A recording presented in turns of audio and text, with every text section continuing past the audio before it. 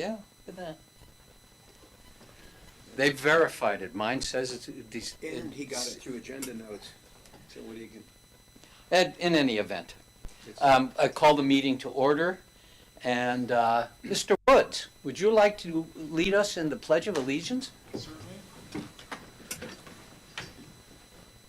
I pledge allegiance To the flag of the United States of America, and to the republic for which it stands, one nation, under God, indivisible, with liberty and justice for all. Welcome all. I'm going to be wielding the gavel tonight, given that our previous chair has now assumed a position on the City Council. And so at this point, I would see if there are any comments from the public. This would be on items that do not appear on the agenda. I don't see any on Zoom who have a comment. There are none on Zoom. Okay, thank you very much. Next item of business is the review and acceptance of the agenda. Are there any? Comment. Okay. Can I make a meeting dedication? Yes, sure. Okay. I'd like to dedicate tonight's meeting to Marilyn Good. I think everybody will know Marilyn. She was a force in Sonoma. I loved her. She passed away on Sunday. And for those of you that aren't familiar with her, Marilyn, for 70 years, was involved in Sonoma civic issues, particularly related to the environment, but also related to equity. And she always says she was born with a silver spoon in her mouth, but that woman worked hard, and I just have so much appreciation for her involvement. She raised 5 kids here. Last year, one of her kids, or 2 years ago, one of her kids became quite famous. He was the producer of Tiger King. But Marilyn was just a truly dedicated humanitarian, environmentalist, and Sonoma citizen. So I'd like to dedicate this to her. Thank you. I knew Marilyn as well for the last 30 years, and she was an exceptional person, and kind-hearted, generous. She generously donated land for a wildflower reserve. She let the Rhoton summer camps use her property for the children during the summer. And she was just a kind-hearted, open-hearted, community-spirited person. She also had the reputation of being a little old lady in sneakers who took on the hospital movement to use eminent domain to create a new hospital, and she fought that fight courageously and successfully, I might add. So we wish Marilyn peace. Okay, next item on the agenda will be the consent calendar. There's only one item on the consent calendar. You guys usually accept the agenda by motion? Is that a normal? I guess we could. It's not something that I'm used to doing, but Okay. that's No, fine. if it's not your custom, then that's fine. I know that the council does that. I didn't hear any objection to the agenda. Right, correct. So the next item would be the consent calendar, minutes from the regular Planning Commission meeting of November 17. And is there anyone who has to excuse? I will recuse myself. I will recuse myself. That leaves 1, 2, 3, 4. Okay. Do I hear a motion? I'll make a motion to approve the minutes from 11/17/22. I will second that motion.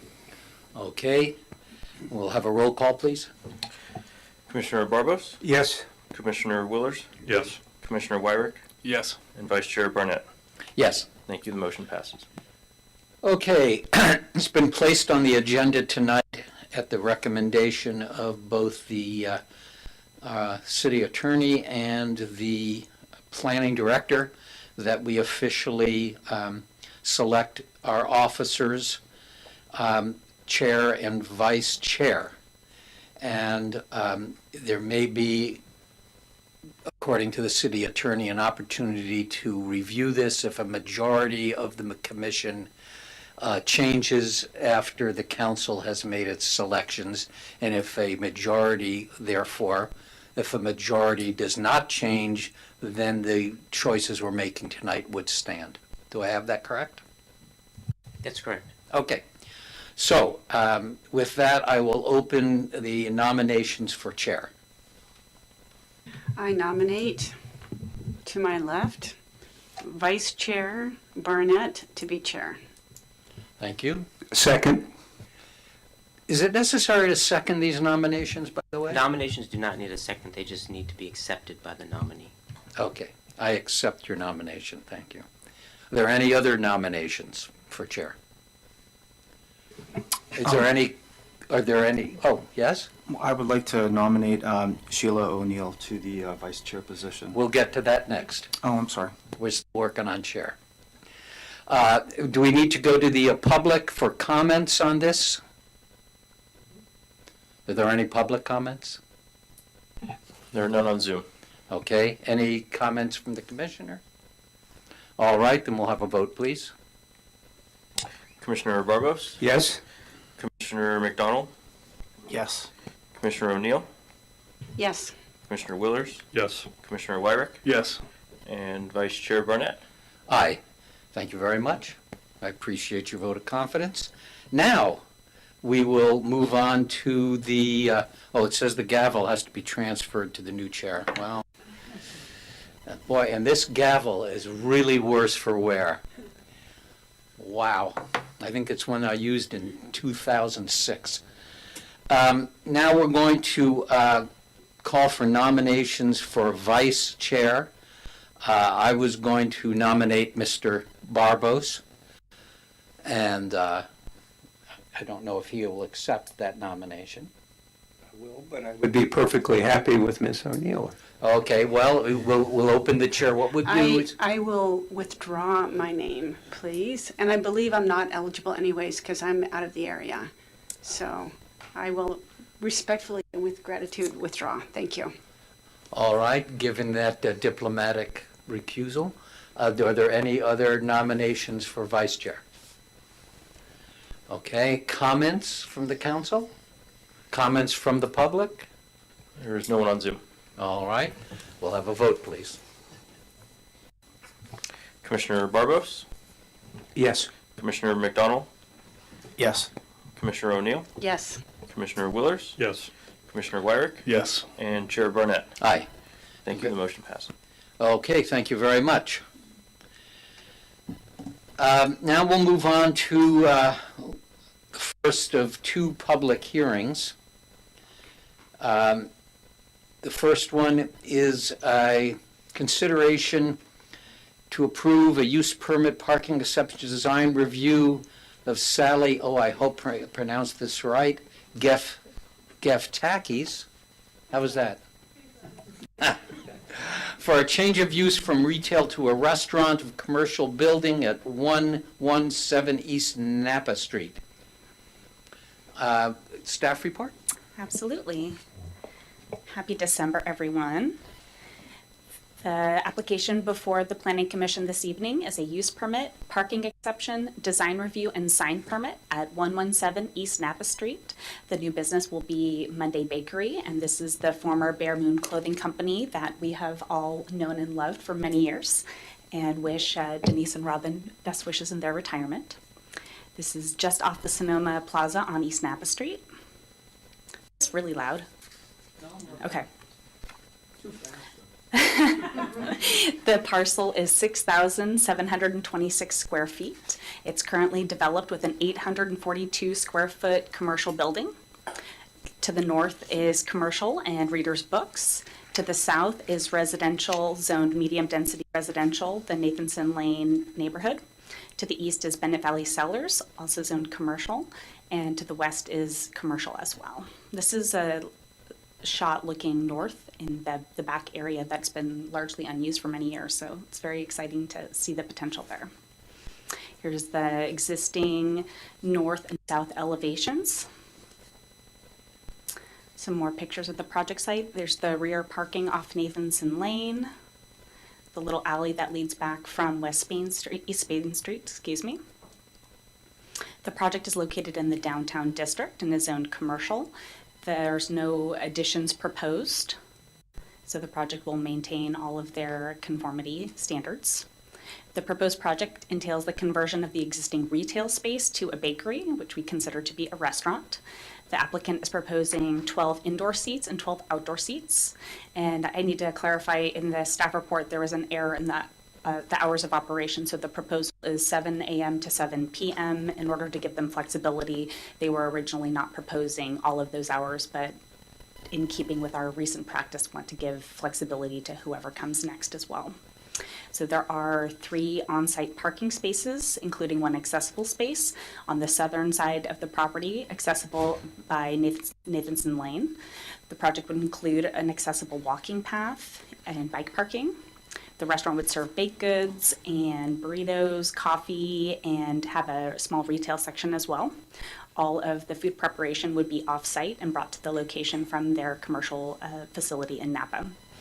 There's new drought-tolerant landscaping that is proposed, and as stated before, the conversion from retail to restaurant requires a use permit. Now here is the proposed site plan and the floor plan. And the parking exception is to allow 2 additional seats in that back courtyard area. Coffee bar. The proposed exterior modifications requiring design review include painting the exterior of the building white, Kelly Moore Swiss Coffee. The doors would be painted mint green, and the doors would be replaced, and the awning would be replaced with new fabric to match the door. There's a non-illuminated sign on the street side face of the building above the awning, and some existing lighting changes on East Napa Street. Here's the material board and the elevations. Signage. And the applicant provided a sample menu. The landscape palette. And as mentioned before, the Planning Commission is reviewing the use permit. We have the use permit findings of approval, as well as a request for a parking exception for the 8 additional seats on the outside, and design review. And I do also want to note that on the site plan, they are proposing to use a tent seasonally in the winter, and that is on the plans, and would like to amend the conditions of approval to indicate that that's allowed moving forward. That concludes staff's presentation. I'm available for questions. Are there any questions from the commission? Okay. Christina, would they have the option of having front outdoor seating? That they have not asked for that, but I think that would be a lovely amenity to have. Yeah, I was thinking similar to like Sausage Emporium. That's a lovely idea. Any other questions?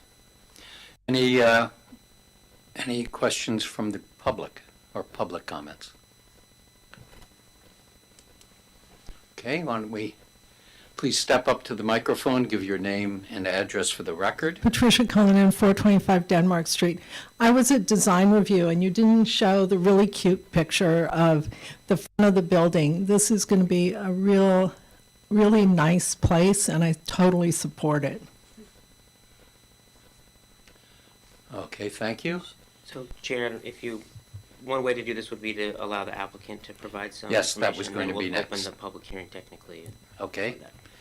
So would the applicant like to come up and make some comments or additions to the staff report? Please give your name and address for the record. My name is Sally Giftakis. You were very close. Thank you for allowing me to speak today. I am the owner of the business. We've been operating in Napa for the last almost 4 years now, and really excited to be branching out into Sonoma. We're really excited to be offering, we have an existing location, but we're really excited to branch into Sonoma, kind of show y'all what we can do. Really looking forward to bringing in a lot of Sonoma-based businesses, having a local coffee roaster involved in the business as well as some very Sonoma-focused pastries.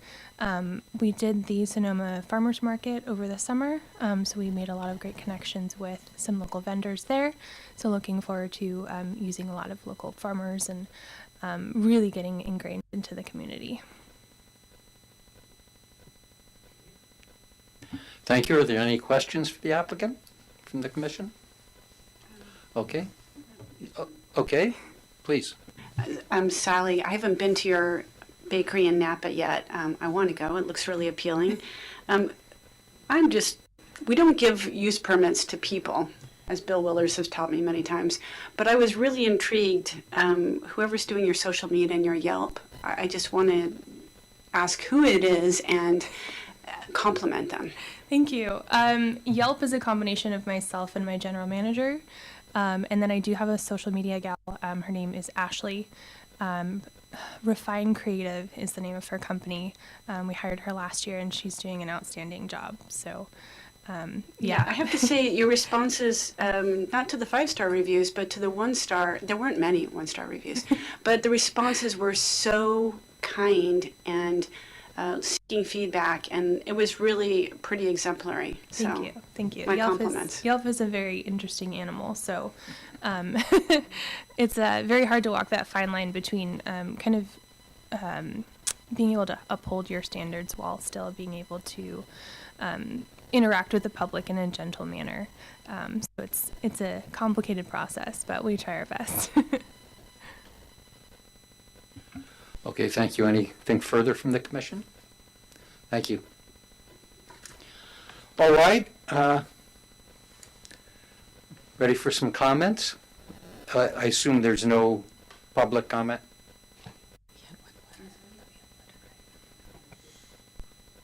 There's no one on Zoom. Okay, thank you. Anyone further from the public wish to come forward? Okay, commissioners, now's your chance. I'll go first. I thought the theme was very attractive. I think the design's great. I've actually visited your Napa location, and I'm a fan. So I'm excited. I know that Bear Moon has been wonderful, but maybe that side and back space has been underutilized for a few years. So I'm excited to see what Monday Bakery has to bring to that, and I will be in support. Anyone else would like to make a comment? Obviously, I'm in support of it. I would encourage some bistro seating out front because I think it would be very inviting and it would let people know that you're open and attract them in. And my family has always complained about the lack of quality coffee around the plaza in Sonoma. So Top Family Outpost did come in and help with that. But, I'm really looking forward to this. Thank you. Pressure's on. Anyone else? Well, let me just say, I think this will be a wonderful addition to downtown. We've sort of lacked breakfast and bakery goods. That used to have more on the plaza than we do now. And so it'll be great to bring that back. I think the property presents some wonderful opportunities, particularly the back area, which is perfect for a restaurant. And you could see how in demand spaces like that became during the pandemic.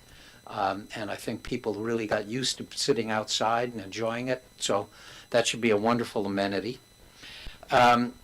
They're asking for, if I recall correctly, some decision on the parking requirements.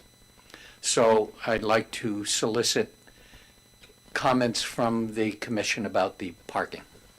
Mr. Willers? So our normal exception, our normal exception standards are 30% of the required development code.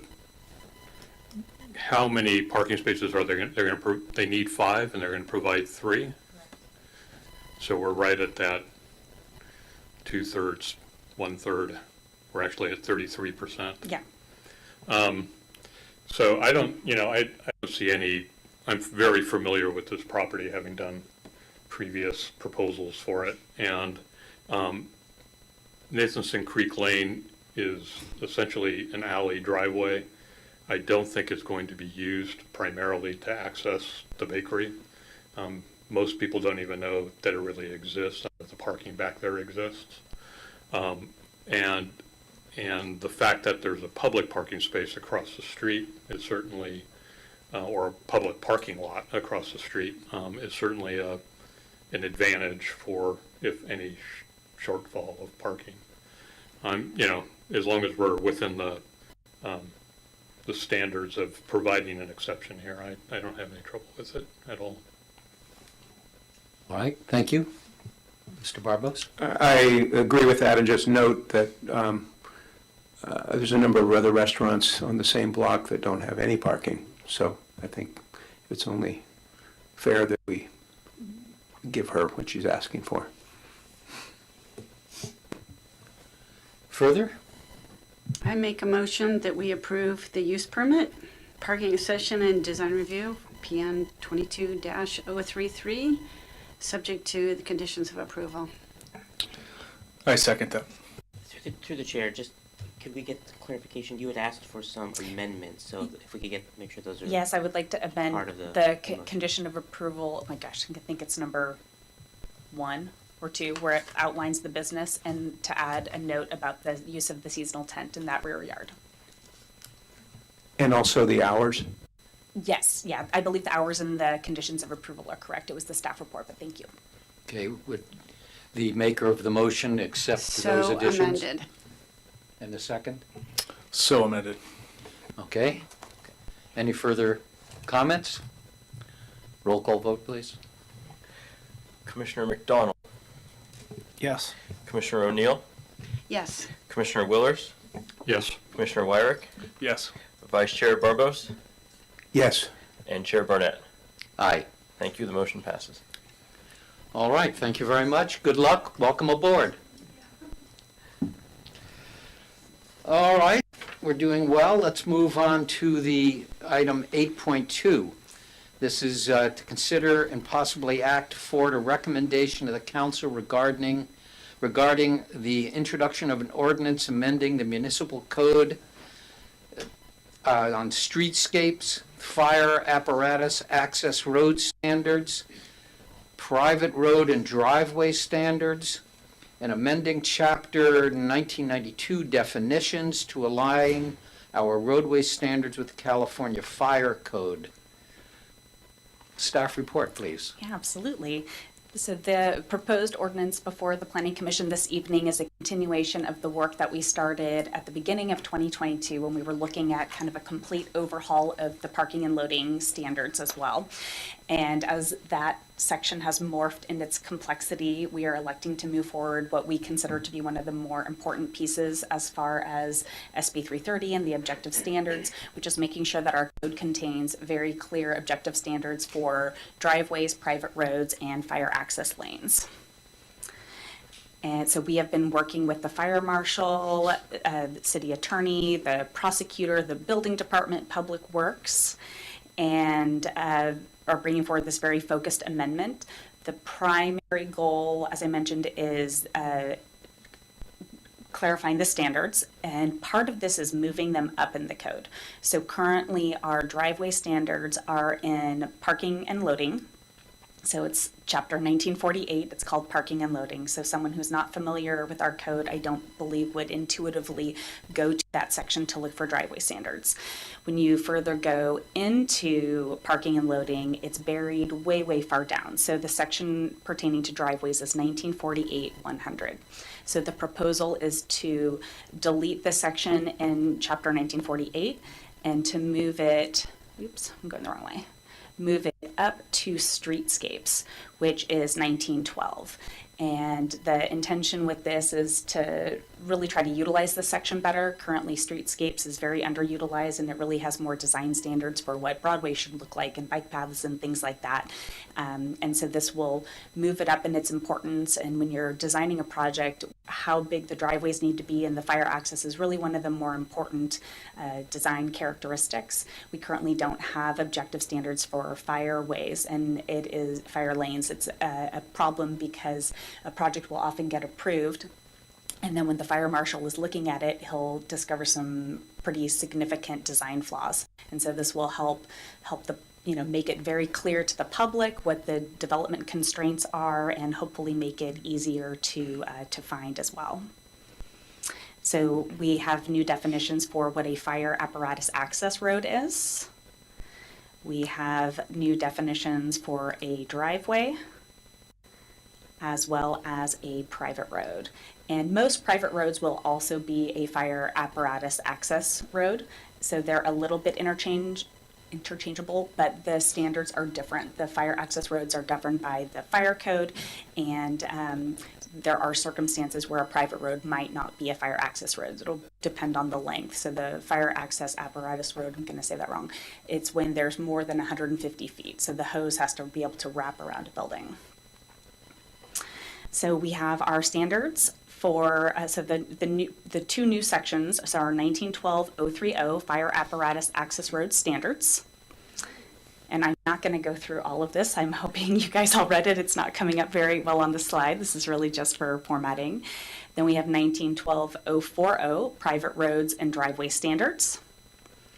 And then proposing to remove 1948-100 driveways. So the before the commission this evening is consideration of the draft ordinance, and can either discuss and continue to another meeting, or if the commission so chooses, we could move forward to city council, where it would be introduced and adopted in early 2023. That concludes my presentation. Staff's available for questions. Thank you. Mr. Ruderman, in a case where we're forwarding a recommendation, is there a formal vote required? Yes, I believe we need to have a vote in order to determine what the recommendation of the body is. So the answer is yes. Yes. Thank you. Okay, I will open this up to any questions at this point. Okay, Mr. Barbos? In the section on width, is that the existing, the 12-foot minimum driveway width? Is that our current standard? The current standard, so this is actually based on our actual standard. It's not the code language. So we have the zoning code, and then we have the adopted standards for the building department. So we're aligning our zoning code with our parking standard. Okay, and on the, right below that, section H, dealing with hard surface behind driveway, is that a new requirement? It's not a new requirement. It's, again, aligning the driveway and standards from the building department with our code. Okay, thank you. So Anyone basically else what would with a happen question? before, if you went through the design review process, that we weren't looking at those standards in the code, but then when you applied for a building permit, they would come up. So just trying to be consistent between departments. Others? Mr. Willers? You'll wait, okay? I have a question. Okay. In the zoning code and also our other illustratives, we give illustrative examples. Are we going to have something like that as we move forward? Yeah, the plan right now is to try to get through a lot of these changes, and then once all the pieces are in the right place, have somebody come in and help us update all of our figures. But we have a lot of moving parts still to do. I think that's going to be a lot of the work that we do with the code in 2023, and then having somebody come in so we don't have to kind of renumber and move all the figures around as well. Okay. And then there's always been discussion about driveways, decomposed granite and gravel versus pavement. Was there any discussion with staff about allowing that? That was always subjective, so I would assume then since these are objective standards, that would not be on the table moving forward. Yeah, we're not getting into materials in the zoning code, and that, as you mentioned, that's been a little bit in flux. We've gotten some recent direction from the building department about some new porous materials that we can use and approve and supporting that. So right now, we're just being silent and talking about WIP and fire and standards for health and safety. That's actually really good to know. Thank you. Yep. Okay, any other questions? Yeah, one quick question. Yeah. So I know of a couple locations in town where there's a horseshoe type driveway, and that's a parcel under 2 acres in size. So with that definition doesn't really address a driveway. It says is it serves one single property that accesses where you can access 2 or more or 2 or less dwellings, right? So a home and a garage. So does that affect, does that become existing non-conforming and disallow that in the future? So we're not changing that part of the code, we're just moving it. So the existing language for whether you can have 1 driveway or 2 driveways is going to be the same. We're just changing the direction. So it would be legal non-conforming now, and moving forward, it would have that same status. I see. Thank you. Okay, any other questions? Okay, is there we'll move on to comment at this point. Is there any public comment on this matter? There is no one on Zoom.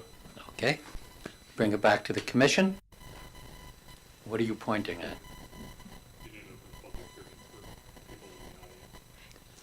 Oh, thank you. I'd like to, at this point, open the public hearing for members of the public who are here in the audience. Is there anyone wishing to address this issue? Seeing none, I will close the public hearing. Thank you. I'm a little out of practice on this stuff. Okay, now we'll bring it back to the commission for comments and ultimately a decision. Who would like to start? Mr. Willers. So I'm happy to see that the revisions that have been made this from the lengthy document that we originally had. And the primary kind of relief is that many of the standards that were being brought down from the county that really do deal with larger parcels in remote locations have been dropped out of this. And so we have an ordinance, even though it's adopting the California Fire Code and is kind of started with the county code, it has been refined to the our urban setting and the reality of small parcels. I'm glad to see that the 20-foot width is something that's described. Many of the PUDs in town access for fire safety with 20-foot wide minimums. The county code is much broader than that when it's a more urban setting, and I'm glad to see that we're not requiring broader private streets. And so beyond that, I think that this clarification as well as the relocation in the ordinance is a good move. So I fully support the change. Okay, thank you. Any other comments from the commission? Yeah, anything that contributes to clarity and efficiency, I think, is a good move, and in this case, that fits the bill. So, Thank you. I've just got one comment, unless there's anyone else. I spent many years in front of a computer as a graphic designer, and I don't understand why there are 2 fonts used in this document. I understand that it's easy to cut and paste, and when there's no changes, a former iteration from a previous document using Times Roman is, an easy thing to do. On the other hand, it offends my graphic designer self to switch from a sans serif to a serif face. So We can work on that in the future, definitely, because it can be confusing because you might think there's a different meaning behind it. Yeah, I don't know exactly what you're talking about, but the code language online has its own font, and then our resolution templates have a different font. yeah, I see the problem. Yeah. And I think, given the nature of technology, it's easily addressed. Select all, choose your font, and we're done. Okay. Without any further commentary, I think we're ready for a motion.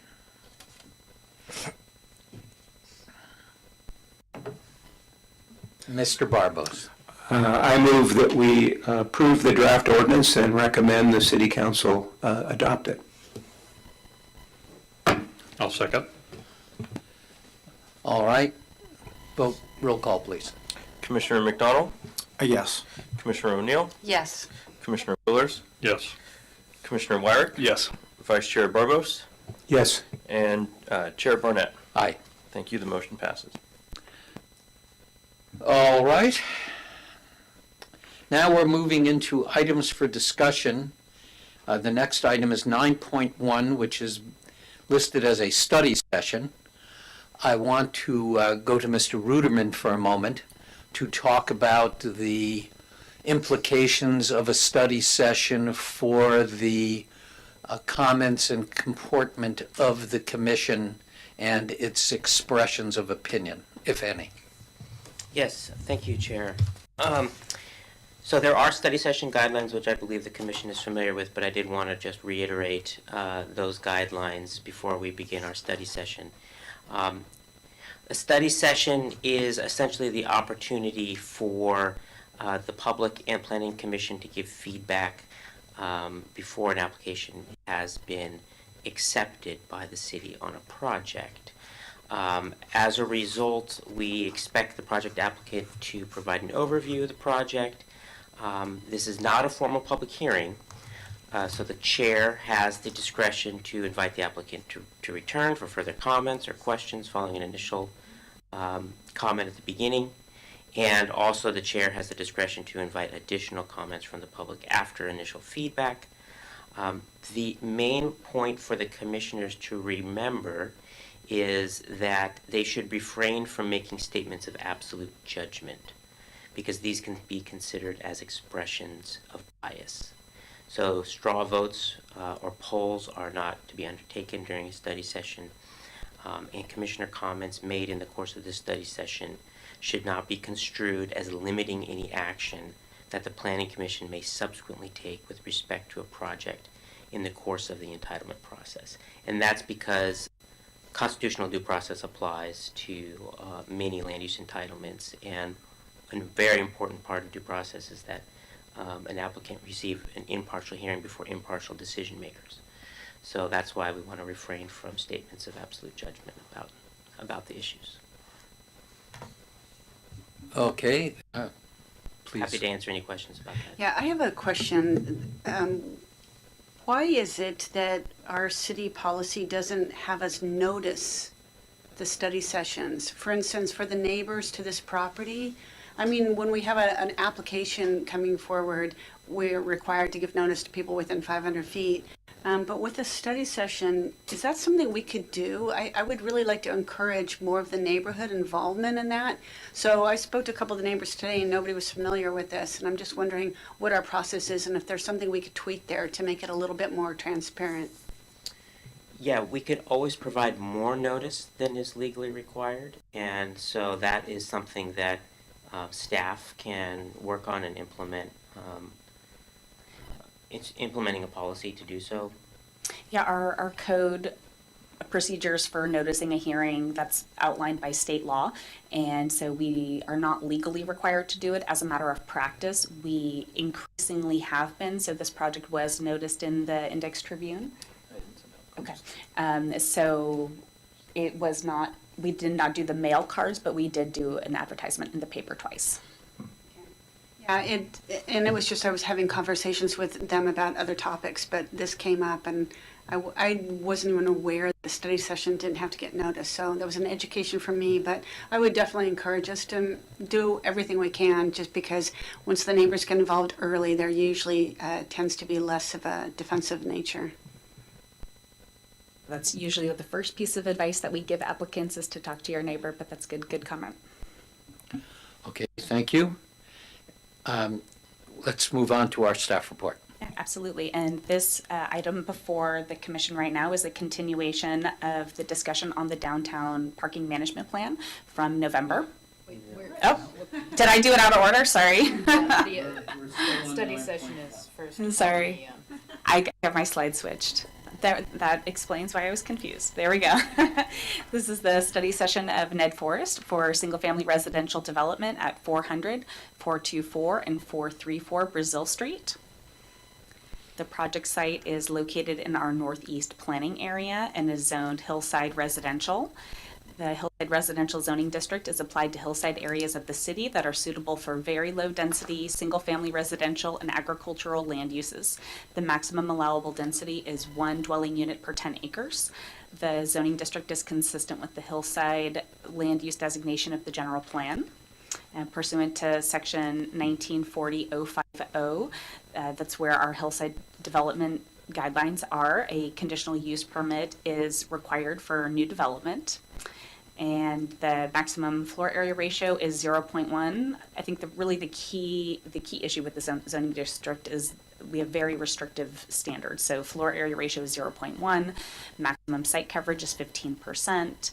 The lot pad, graded area is limited. The setbacks are 30-foot front, 30-foot side, 30-foot rear. The garage is required to be 30 feet from the main structure, and we have a 30-foot height limit. And I will, obviously with the study session, typically we let the applicants give their presentation, so the information has been included in your packet, but I will defer to them to give the presentation. And here's their site plan. An aerial. And so we've got lots, 2 of the lots are developed with single-family residences, and then 1 is vacant.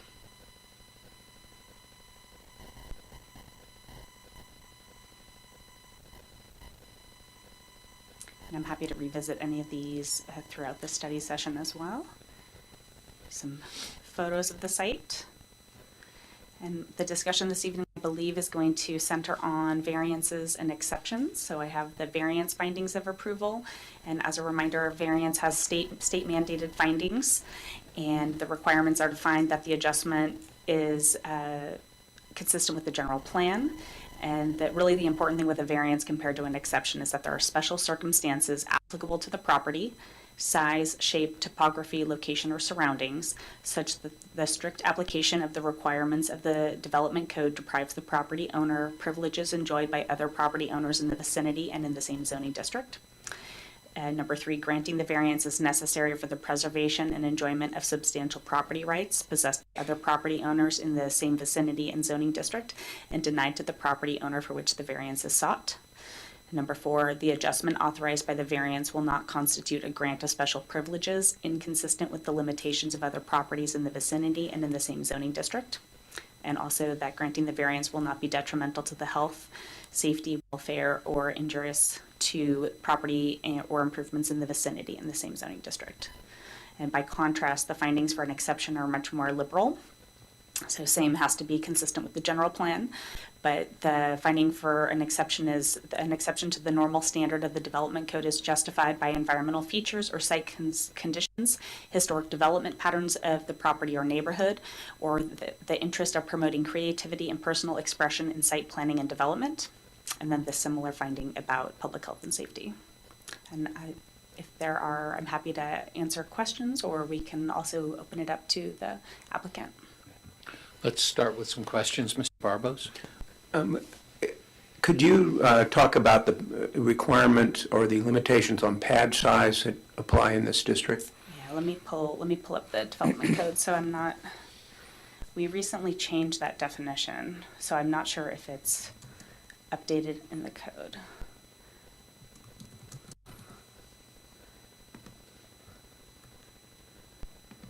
It might not be updated online yet, but we clarified it so that it's 5,000 square feet per parcel. And what is included within that 5,000? Are driveways part of that? Yeah, I believe they are. Actually, that's in the definitions, and that should be codified in online.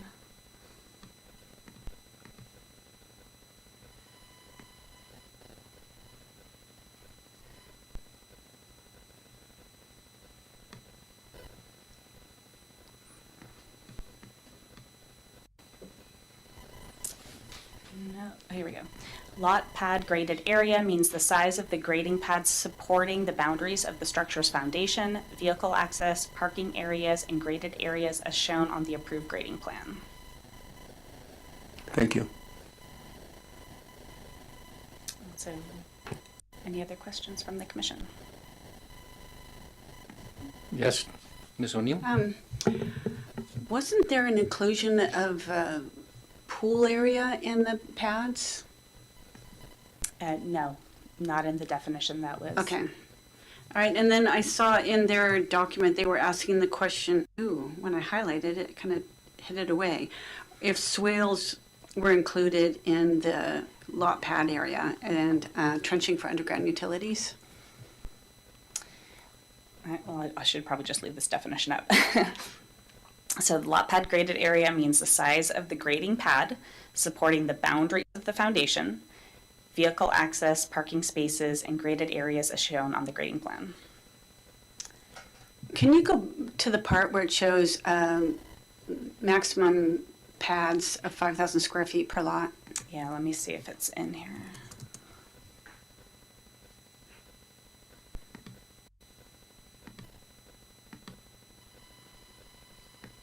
They've been faster lately at updating it. I have a new appreciation for the code company too. They caught one of the cleanup rounds. They caught some of the inconsistencies. So thank you, code company.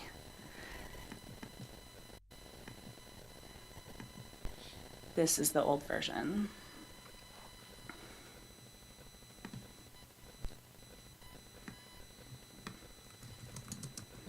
So what we're talking about, this is the general development standards that were just adopted.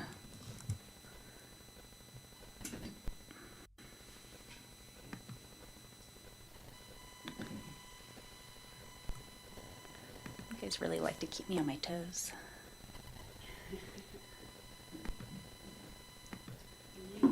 I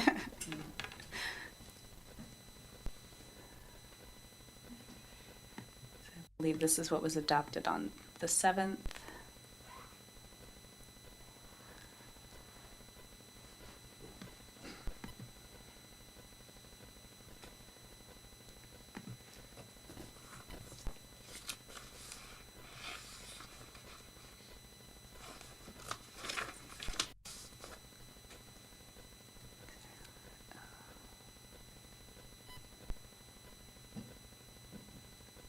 There we go.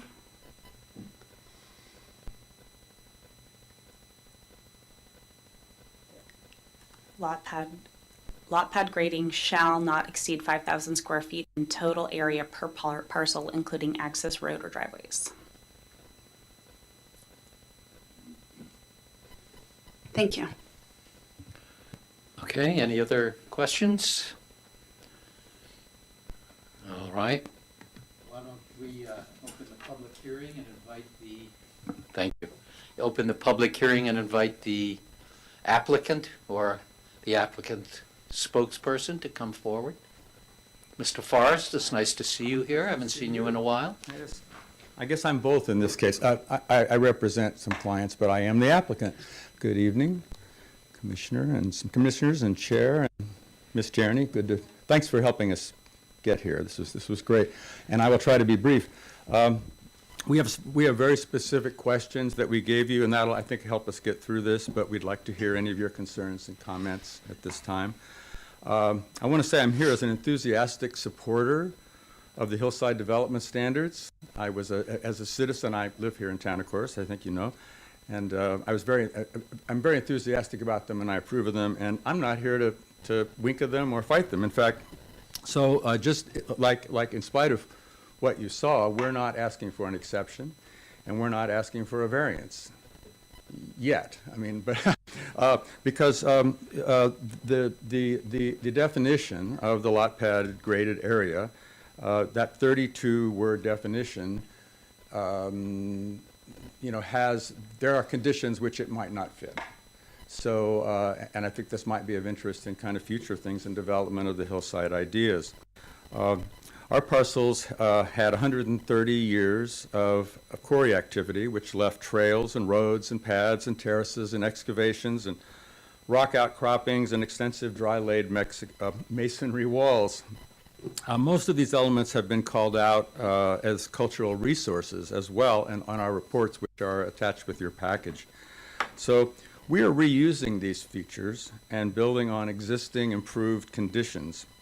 As a result, we are proposing a rather extraordinary lack of grading beyond our building pad and building footprint and a swimming pool. Those are the major grading elements of what we're doing. Everything else is kind of there.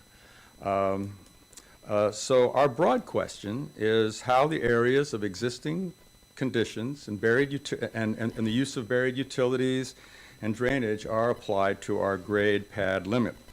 And so to the specific questions we have submitted, I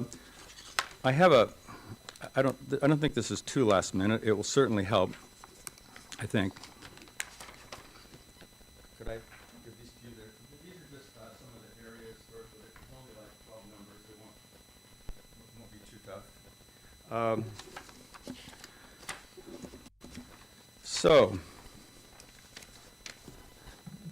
That particular sheet is just showing, the allowed FAR, the proposed FAR, the footprint of just the pure building and a new terrace. It shows that square footage. It shows the total coverage without any drainage, which does include driveways. So it separates the driveways and all that from the actual building. And then finally, the total lot pad graded area, which is also shown on the Adobe Associates survey and their preliminary grading plan. So on to these specific questions. Lot B and C, which is 400 and 434 Brazil, they have several instances of historic grading and walls identified as historic in the historic resource evaluation reports and the cultural resources study. I'm just going to walk through this quickly because you've had them and undoubtedly you've read this already. But we cannot undo these features, but we've basically proposed to build amongst them.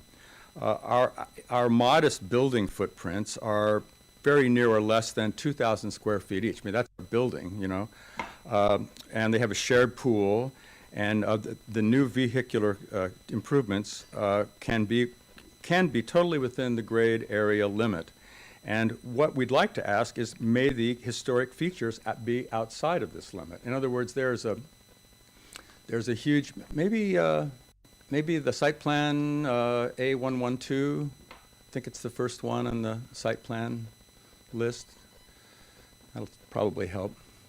Yeah, so there's a giant, there's a quarry that existed at the top with this huge pad and all these rock outcroppings, and it's covered in asphalt right now. It's kind of a parking lot. We want to remove that asphalt, put decomposed granite there, and put the shared swimming pool there. So is that area of the quarry our graded area or not, right? It's already there. I would assume that the area that we do new development, if we pour a piece of concrete there, maybe. I thought if we built a pool there, it would count. Apparently tonight I just heard that pools don't count in the coverage area. You can see in the upper left-hand corner, you can see that large pad. That's already there. There's actually very little grading shown on this because there's really very little grading. It's already there. On the site to the well, I'll stay on the left-hand site, the site C. There are numerous terraces there and stone walls. The existing house, we would have loved to have built the house right on that pad with the existing house, except that house is half outside of the setback as it sits, and so we're removing that and building within the setback. The other part of it is that there's a driveway which you can see sort of, well, you can see the part we're keeping. We're eliminating half of that driveway. There's a driveway that goes all the way up to that parking area. We'd like to just remove that and return it to the land. I suppose it'll be a pedestrian path of some kind. But because the driveway's already there, it's not going to be shown as new grading in the grading plan. So I don't know if that's something that counts. Similarly, well, no, that's kind of the gist of the historic 130-year-old stuff. You can see there's a kind of canyon on the upper right-hand parcel there. There's actually an old road that's driving down from the pool down to the lower right side. It's barely a road. You wouldn't know it unless you kind of looked at the topo map, but there's an old road there. It goes by about a 6-foot-high, beautiful stone wall. On that site B, which is the lower right-hand corner, there are extensive dry-laid stone walls, and we're not touching one of them. They are all part of the plan. Some of them were for loading trucks with stones. Others were garden terraces. We can't even really build near them, but we're using them for some garden terraces and just as decorative features and for existing paths. We did count the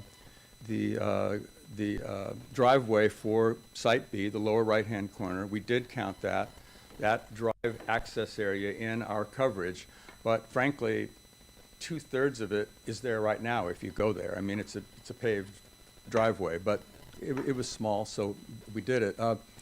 I think it may be important to say that we are developing an easement from the neighboring property to the upper right parcel A, so that our driveway there is quite minimal as well. That is actually an existing flat pad. It was a place where a rock was shaped and waste products, not toxic waste products, just debris, was collected and shipped out for backfill and things like that. But it's actually a flat pad, and we're using that flat pad for that particular house. The house in the lower right-hand portion is on the site of the existing house, and the house on the left-hand side there, Lot C, is on the site of two of the existing terraces that exist on that site.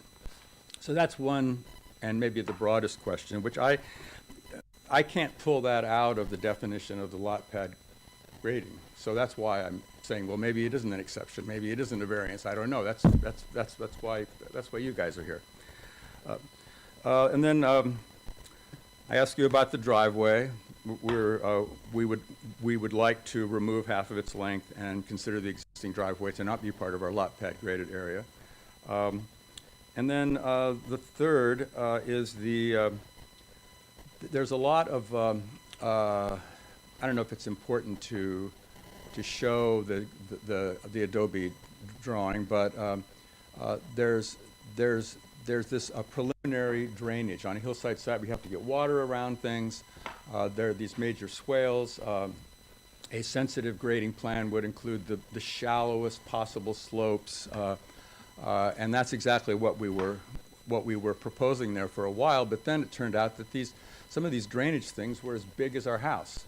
So we thought, well, I mean, it's shown on the grading plan. It's not a pad, and isn't it better to make it as big as possible?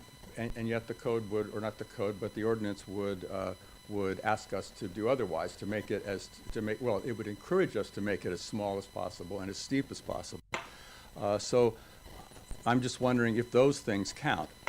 Similarly, we would be burying utilities. We would be burying stormwater things. If one digs a trench and puts in utilities, and then fills it back up exactly where it was, it's shown on the grading plan, but is that part of the lot pad grading area? I mean, I don't think so. I mean, I'm asking it like a question, but since it doesn't say precisely, I have to ask, because you may feel otherwise. I mean, I think I understand the intent of the hillside ordinance, and we're if the intent is to not disturb that much, I think this is pretty marvelous opportunity to not do so, not by our genius or anything, but just because it was already there. And then lastly, our interpretation of the floor area ratio, and I'm pretty sure I've got this right here, is that because we're building on a hillside, there are opportunities for basements. I mean, they just happen. They just appear when you're, like when you're drawing these things. Well, there's a basement there, so let's do it. We are assuming, due to the definition of the FAR, that these are not part of our floor area ratio. We intend to use these things for storage, mechanical, and a laundry room. And as long as we deal with issues of egress, if it's bigger than 200 square feet or something, it has to have two means of egress and things like that. They're not like habitable spaces. The ordinance talks about the basements are not included, but I just wanted to confirm that, or at least put that idea out there that perhaps we feel different about it, or there's precedent to feel differently about it. Anyway, and then lastly, we believe we're not asking for any special exceptions to any setback. The permitted exceptions that we are proposing include a garage accessory building. Back to 1.12, please. You're getting a lot of practice tonight. Yeah. She'll have those fonts changed for you right away. Okay, so on Building C, which is on the left there, you can see a 399 square foot garage, given that it can only be less than 400 feet. So it's a single car garage. That is 5 feet away, so that is something that is allowed within a setback. I'm just kind of confirming that. We also have a portion of the swimming pool, gets within 5 feet of the property line up there. And there's a balcony on the east side of the setback on that house. And actually, this is something we could even discuss later. I mean, we don't all need to read the code together, because I was a bit unclear about it. Like, is it because these are on the second floor, so maybe they're not. But I'm asking. Building B similarly has a 6-foot balcony porch on the Brazil Street side within the front yard setback, the second floor again. Building A on the upper right-hand side has a garage accessory building under 400 square feet, and it's 10 foot from the side yard setback. So those are the exceptions to the proposed setback. So assuming that that I'm kind of correct in some of these assumptions, that existing things and existing grading, doesn't necessarily need to be counted, then we're really not asking for any exceptions or variances. Using this little sheet that I handed out, you can see the sizes of the buildings themselves. This is just to get a sense of the scale of the building. So so the building A, which is the primary residence, has a 3,680 square foot footprint, mostly because it has a very large terrace in front. So it sort of steps up the hill. The building B has a 2,090 square foot, and building C on the left-hand side has a 1,839 square foot. So you can see we're nowhere near 5,000 yet. When we add the garage and none of the drainage, we're at 4,100 square feet, not the garage, the access, the parking, the driveways. We're at 4,129 on A for the coverage without the drainage. On building B, we're at 4,146 in the lower right-hand corner. And on C, not counting the driveway, we're at 3,135. So this is a case where if we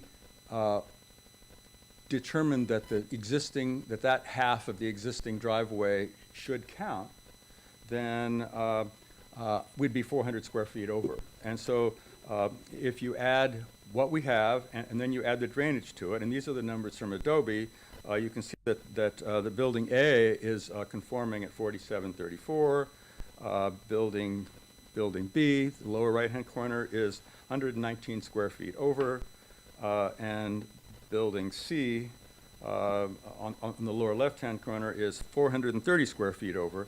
But they conform as long as you don't count the drainage. And Building C conforms as long as we keep the existing driveway out of the coverage. That's my question. Questions? Okay, thank you. I've got one question, which is, I don't, on this drawing that we're looking at, and I may have missed it in your presentation, where is the driveway to the house on Site A? Oh, the driveway on Site A is to the right of the property line. Yes, It is on the adjacent, it is on the neighbors to the north have informally granted us an easement. The documents have been made. They're being processed almost as we speak. We recognize this is an important part of our project, and it will certainly be settled before anybody has to, decide on anything. But that's what we assume. There's an easement. thank you. Other questions from the commission? Mr. Barbos? I'm confused. Whoops, seems really loud. How do you get to the garages? They don't look like the driveways connect to the garages. Like the one that we were just looking at, the garage is up behind it, isn't it, up on the hill? I mean, on this particular drawing, you don't see it. 112, please, Christine. See if we can, Okay. Let's see. On the upper right, Site A, you basically pull in. I'm going to get a pointer next time. a laser. A laser, yeah. You basically pull in. There's a motor court in front of the house right there that is part of the graded area that we're counting, and there's turning radius in that. On Building B, lower right-hand corner, you pull right in under the house. There's a garage space under the house. And on Building C, you just go in that, within that existing driveway. There was a whole turn, all that exists. It's all there paved, it's concrete with asphalt over it for some reason. And we're gonna block the driveway with the new garage. So you can drive right in or you can back up and. Okay, sorry, I didn't realize that was a garage. I thought that the little structure behind the house, Oh, okay. which is, what is that? Or maybe that's an attached, I think that's part of the house. On Building C, the thing behind the house is part of the house, and there's also, and it is confusing at this scale, I'm sorry, there's a very heavy line that indicates where the existing house is. And that's not part of the, our walls are in red, or pale red. thank you. Sure. Someone else? Mr. McDonald? Yes, I just have a question for staff. It probably has to do with just reinterpretation of our code for ADUs. So I'm under the understanding that since we're in the hillside ordinance, this would require any sort of use permit if, for example, the properties were sold and somebody wanted to apply for a use permit for an ADU that would be subject to review. Is that? Not necessarily for an ADU, so I think pulling up the code is a good idea. Where is it a sensitive area where we would have to look at? Or is it something that the applicant would build something and then 10 years later somebody would enact the state code that would allow them to have an ADU without any sort of design review or consideration of our hillside ordinance? Yeah, I mean, the state law for ADUs is going to trump our code, and so let's. Why don't we do? Can we maybe go through one definition at a time? Sure. And come back to ADUs. Yes. Let's start with the lot pad graded area, because that seems to be the.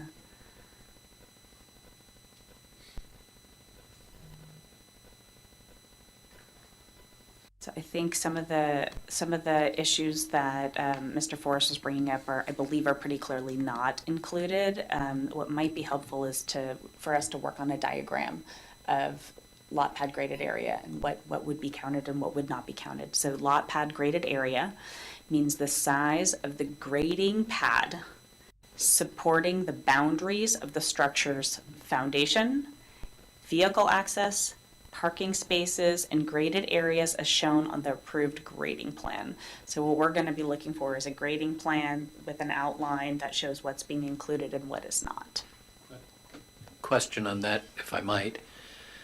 What about pre-existing conditions of already graded areas that are attendant to these uses? How are those, or are those calculated into any of these limitations? I think it would depend if it's supporting the boundaries of the foundation, the vehicle access, the parking spaces, and if it's existing grading, it's not proposed grading, right?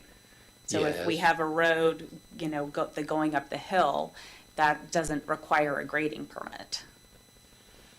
So, if I understand you correctly, you're saying that pre-existing graded areas which would be incorporated into a plan to use the site would not be considered as part of the calculation of the total pad graded area?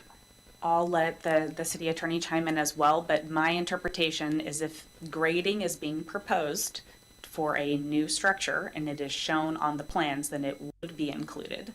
If it is graded area that is not proposed to be modified, then it doesn't require a permit and is an existing Well, that's what I'm condition. unclear about.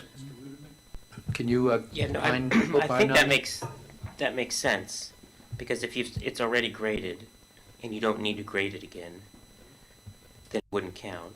But if you're using graded area for the structural foundation, that's obviously already been graded. But because your project is proposed to be on that location, that would count. That's the distinction. That makes sense to me. So I So think that- driveways, for example, that already exist are going to be used would not be part of the calculation of the limitation on the size? If they don't require any grading, Say that, sorry, I was. the question is, if you don't need a grading permit, but you're gonna use that location, So I think this that would gets, be part I think of this gets- the lot pad grading area. I think this gets down to the definition of a structure. So our definition of a structure is very inclusive.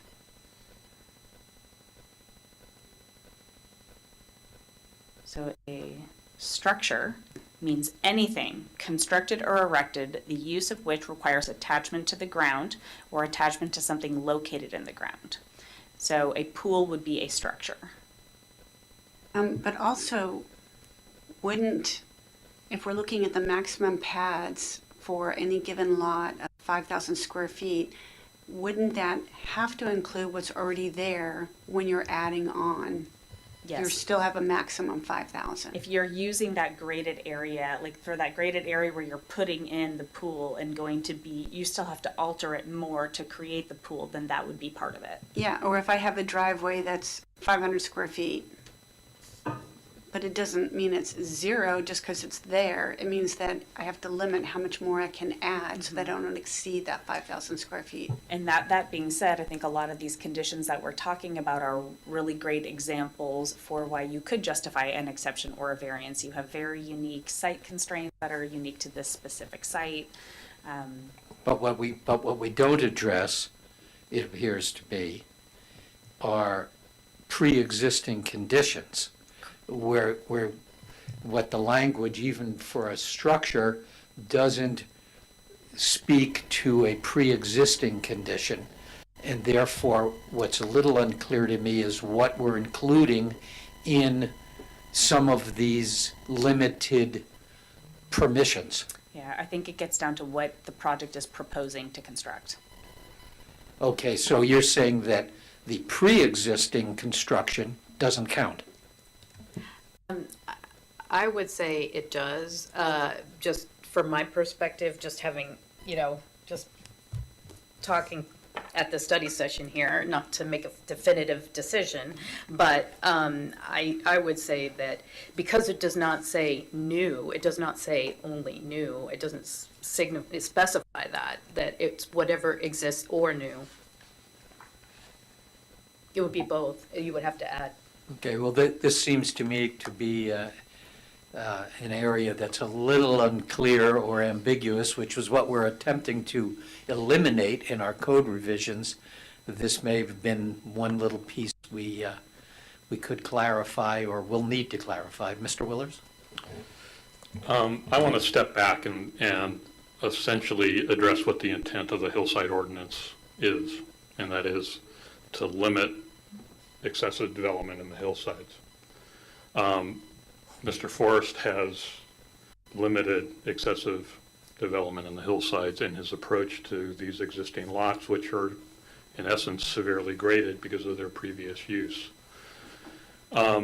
So that's this project, and the definition of existing grading and whether or not that's included in the graded pad area, I guess is going to be a question of exception and variance.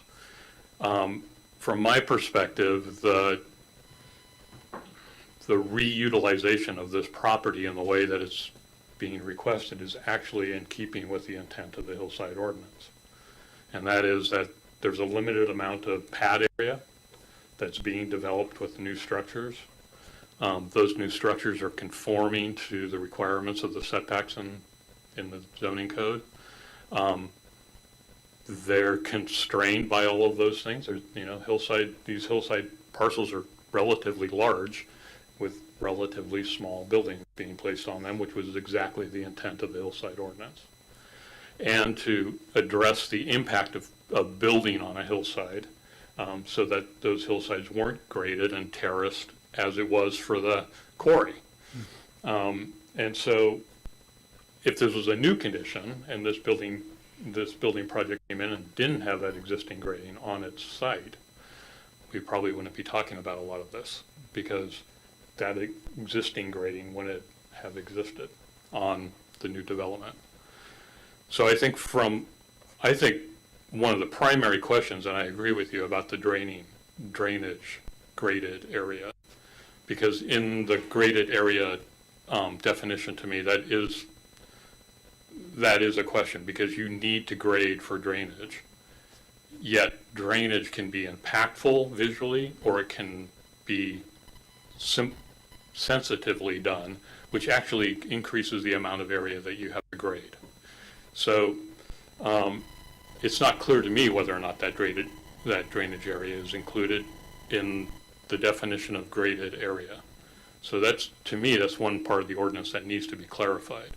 And I would recommend that we find some other language to address drainage on hillside parcels, because it's an important element. All buildings are going to have to be drained, and that drainage solution is going to either be impactful or not. And what we're trying to do in all of this, we're trying to get back to the concept of least impact visually on the hillside. And I would like to see the drainage pulled out as a separate item from graded pad area or graded area. And from my perspective, again, I'll just reiterate, I think that the existing grading specifically on this parcel needs to be probably addressed through the exception and variance process, just to keep it within the confines of the development code when we do see the project in the future. But the uniqueness of these parcels is what those variances and exceptions are for. So, thanks. Okay, thank you. Okay, Ms. O'Neill? I want to go back and clarify, you mentioned that you would like to use the existing home footprint, but because it's in the setback area, you wouldn't be allowed to do that. But I want to question that, because wouldn't it seem like using the existing footprint of an existing structure would make more sense than moving a building just to get inside the setbacks. And I mean, more of you will know the answer to that than I will, but I want to question that and see if that really makes the most environmental sense. Sure. If there hadn't been another way, yeah, this is a really good shot because you can see the existing house. So part of it is on the existing house site. You can see the white roof of the house underneath it.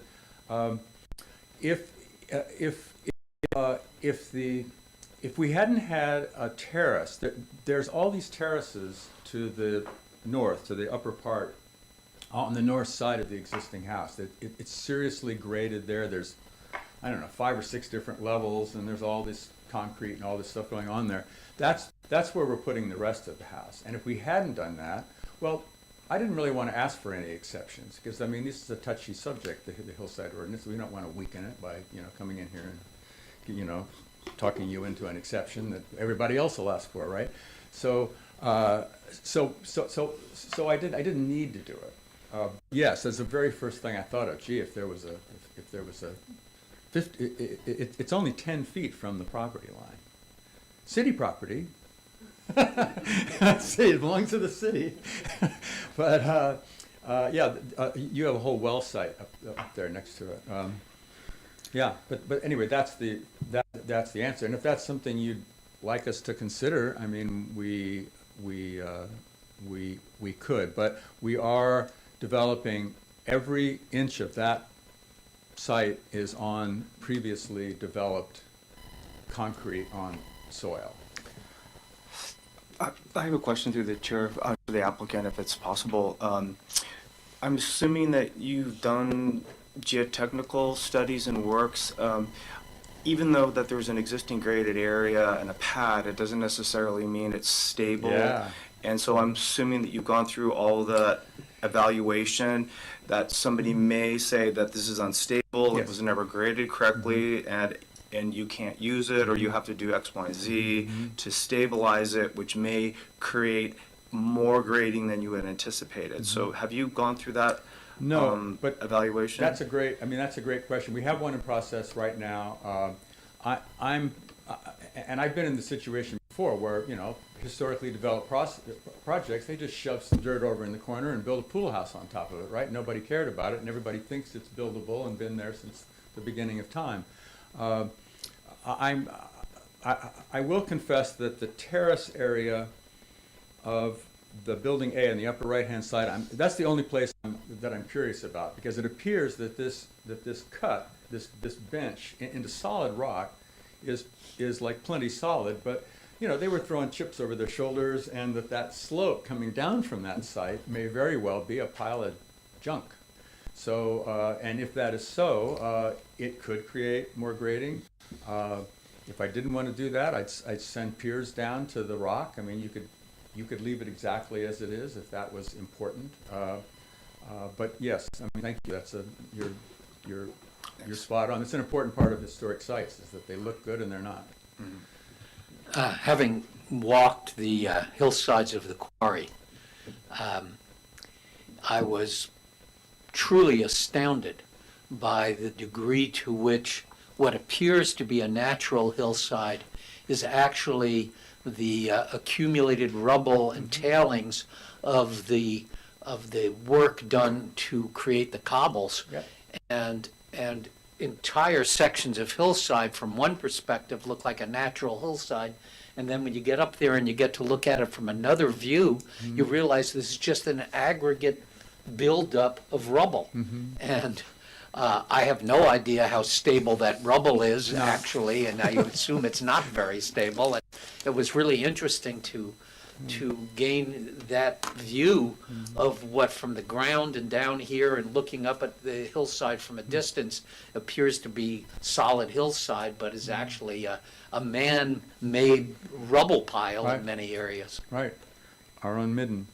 I mean, the only, my armchair geology, and I've spent a lot of time on the site, the only place that I see anything less than solid rock for the sites is, as I said, the forward part of Building A, and I'm dying to hear from the geotech about that.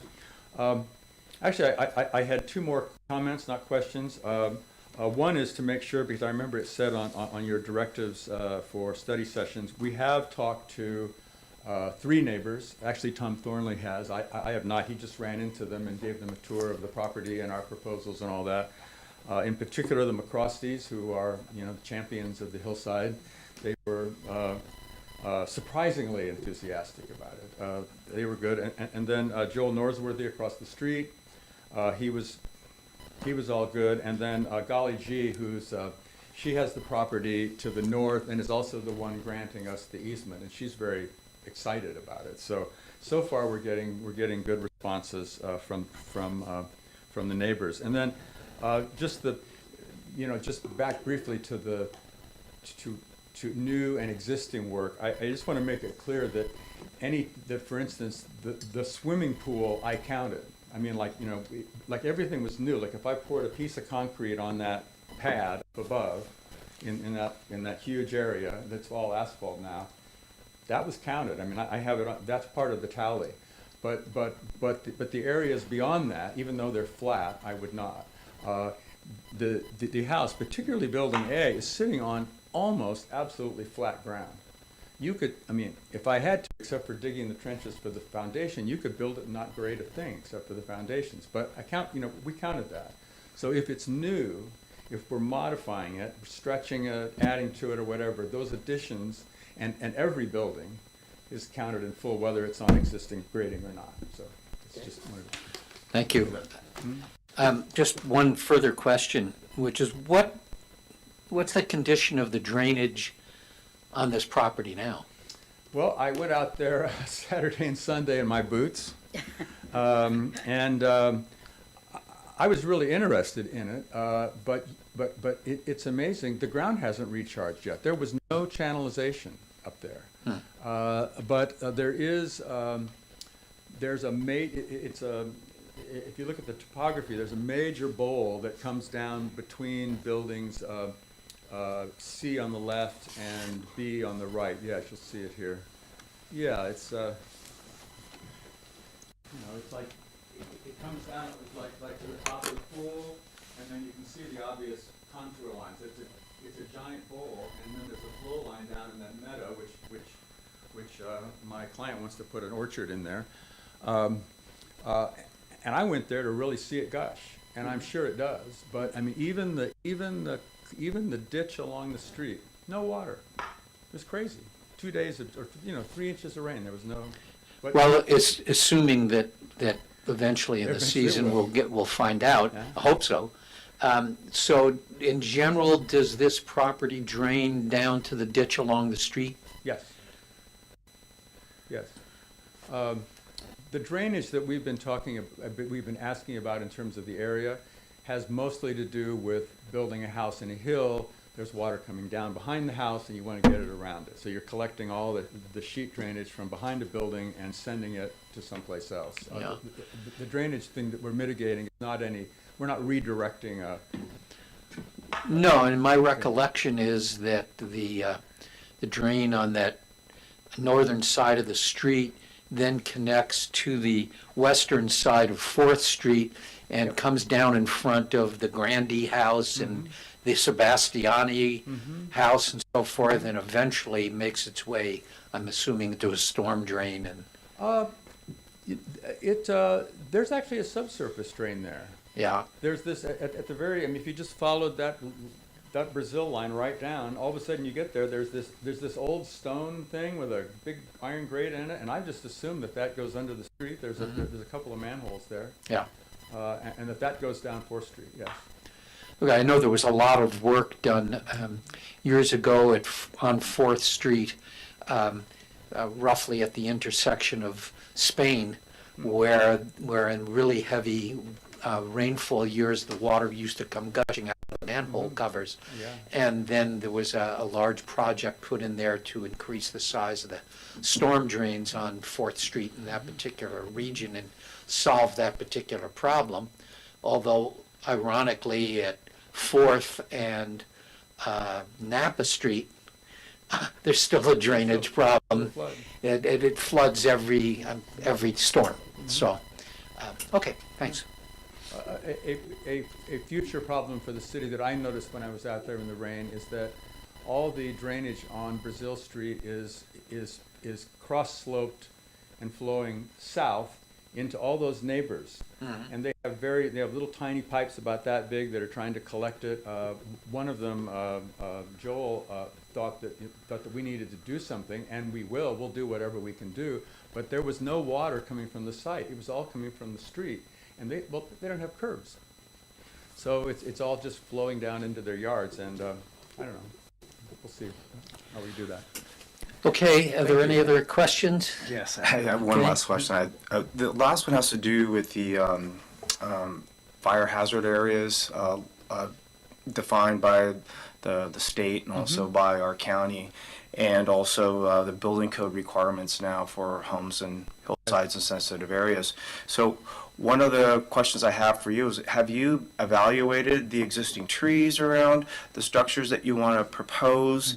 And what sort of limitations have you thought you might encounter as you actually move forward and try to assess whether or not a building permit could be issued, and what sort of issues there would be with actually building these additional houses in these areas? Sure. Well, I have built in several WUI areas. The good news is, I suppose if you all visited the site, what you saw was a cleared site. About 2 months ago, we did a fire clearing. We raised all the canopies up to this high. We removed dead trees, all the debris, all the brush. Everything was removed from the site, and so that was our initial fire safety idea. We If do I have an can- arborist report. Can I jump in for Oh, a moment? So this is located in the city of Sonoma, so that's a local responsibility area. So we do not have fire hazard severity zones in the city. That's with their state jurisdiction. So there is an upcoming process where the state CAL FIRE is looking at all of their maps and going to be updating the maps. And then once that process is finished, the local agencies are going to be considering adopting our own areas, but we do not currently have WUI in the city limits. And so there's no elevated level of review. This would be reviewed by the fire marshal, and they would need to have, the vegetation management zones and all that, and would likely recommend that there's additional hardening of the structures, things like that, given the location, but that would be up to the fire marshal. Okay, so it would be the city's responsibility to determine if it's safe to build there. Correct. Thank you. And there are, if you do remember, there are 2 existing houses there. That's right, and there's just a new one. That's the one I was Correct. focusing on. Yeah. Well, Thanks. just in terms of our response, the buildings are stone, concrete, clay tile, and heavy timber. Steel sash. They're non-vented attic structures. It's we're concerned about fire, and fortunately we have a client that wanted to build something that was relatively fireproof. So it should. Nothing's completely fireproof, but yeah. In fact, you asked what problems do you think we have? If you could speak into Oh, I'm sorry. Thank you. The only issue that I'm going to be looking at is that there are a couple of specimen trees that none of them are overhanging the ideas for the structure, but they are close. Someone might take issue with that. I've built this way before. I was able to show once to a fire marshal that, surprisingly enough, the California live oak is one of the least volatile plant materials in California. Who knew, right? But doesn't that make sense? Right? They're the ones that survive here. So, but that's the only issue that I could see somebody would say, well, you either have to cut down this heritage tree, or you have to move your house 20 feet, which would be hard. So that is a concern I have. Thank you. Sure. Just as a side note,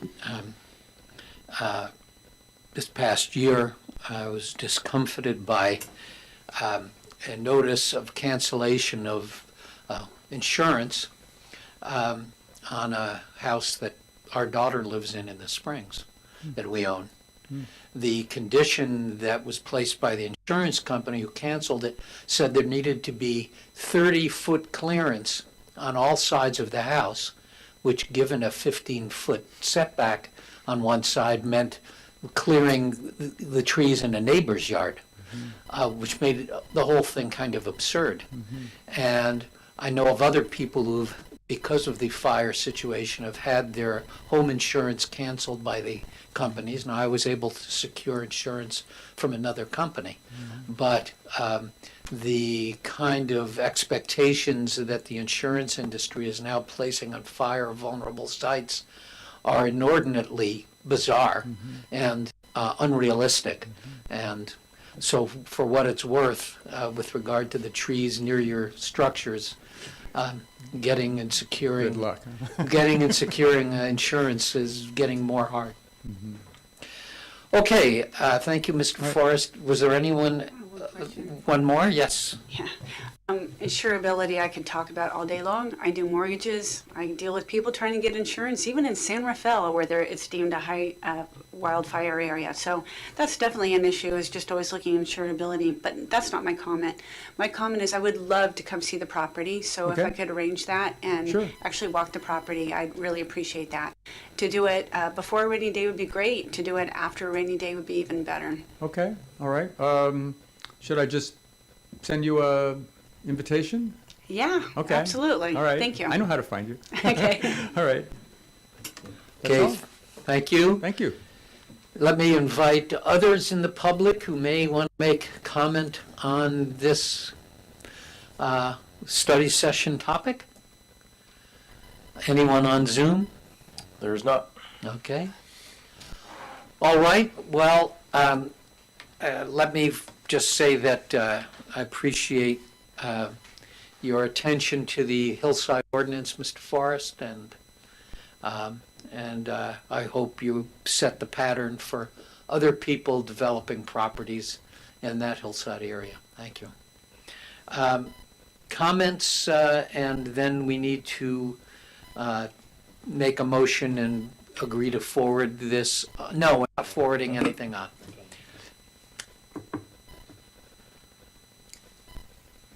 No comments? Anybody else? Oh, I just wanted to see if staff could follow up on the ADU requirements and And can you clarify your question?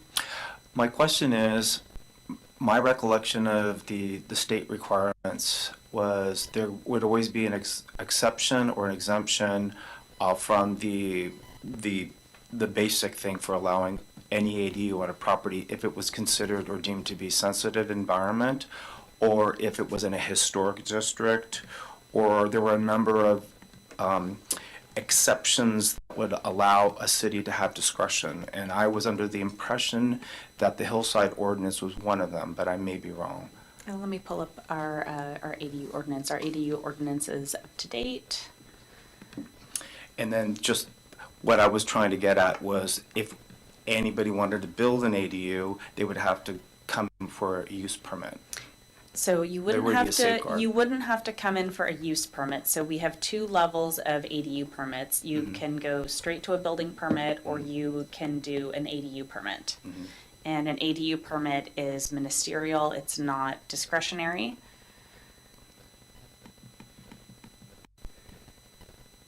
Is that even in the hillside residential area? I'm not aware of any exceptions. For some reason, I was just under the impression that like historic districts. Historic is an exception, depending on. But not the hillside. I'm not sure about the hillside, so we should check that. So 1950, this is 1950 090, effects on conforming. We have definitions. Approvals, this is where you could do a building permit only. Here's where what requires an ADU permit. These are general requirements, specific requirements, setbacks, height, parking, architectural forms, fees, non-conforming, termination. violations. I don't remember seeing any exceptions. I I think put- a lot of those definitely were, those were applicable for SB 9 and SB 35. Some of those, go ahead. But I believe that the exceptions to the state law for ADUs are related to exceptions within CEQA, since ADUs were essentially exempted from CEQA. And so the historical districts are one, but I also believe sensitive areas relative to the environment are another form of exception, which you could probably equate these hillsides to be. Yeah, but the ADU permits are ministerial, and so CEQA doesn't apply. Unless they're accepted by the state law, unless that ministerial act is accepted by the state law. Because I do believe that there is a door that opens Your mic's off. from the CEQA. I believe that there's a door that opens from the CEQA perspective, that the state saw that there were circumstances in which an ADU would cause an environmental issue. One is historic structures. So, My Actually, understanding. when I look at the, if we look at 9, 10, 1910 in the land, in the. Zones and allowable uses. Yeah, and it's, accessory dwelling units are permitted in all residential zones. And if you meet the standards for the ministerial permit, it's over the counter. And there's no ability to But I guess the condition. question is there a standard that they might not meet? If they don't meet the standards for an ADU as we've laid out in our code, then It you, can be then denied. you gotta get a permit probably. Yeah, if you have to do an exception or, And you said there, we do have ADUs that require some type of. Yeah, so like we do use permits for a second story ADU. So if they were asking for the use permit, then the use permit would be discretionary and then CEQA would apply. But you don't go But if you to, keep it within that particular parameters that state law provides Yeah. for ADUs and JADUs, the city has no ability. the to definition of a stop. project under CEQA is a project that requires discretionary review. And so the exceptions that I think you're talking about are once you have a project under CEQA, then we have the exceptions, you have the exemptions, you have the exceptions to the exemptions. So I guess, well, I'm just, so what I understand then is that you could build an ADU on the property by right without having to deal with the limitations that the Hillside Ordinance sets forth. That's right. As long as it is under 800 square feet Right. and meets all of the. It can override setback requirements and many Yes. things within the zoning code. Yeah, so Okay. like for ADUs, it's a 4-foot setback. Right. Yes. Okay, thanks. Okay. Thank you, commissioners. Let's take a 5-minute break.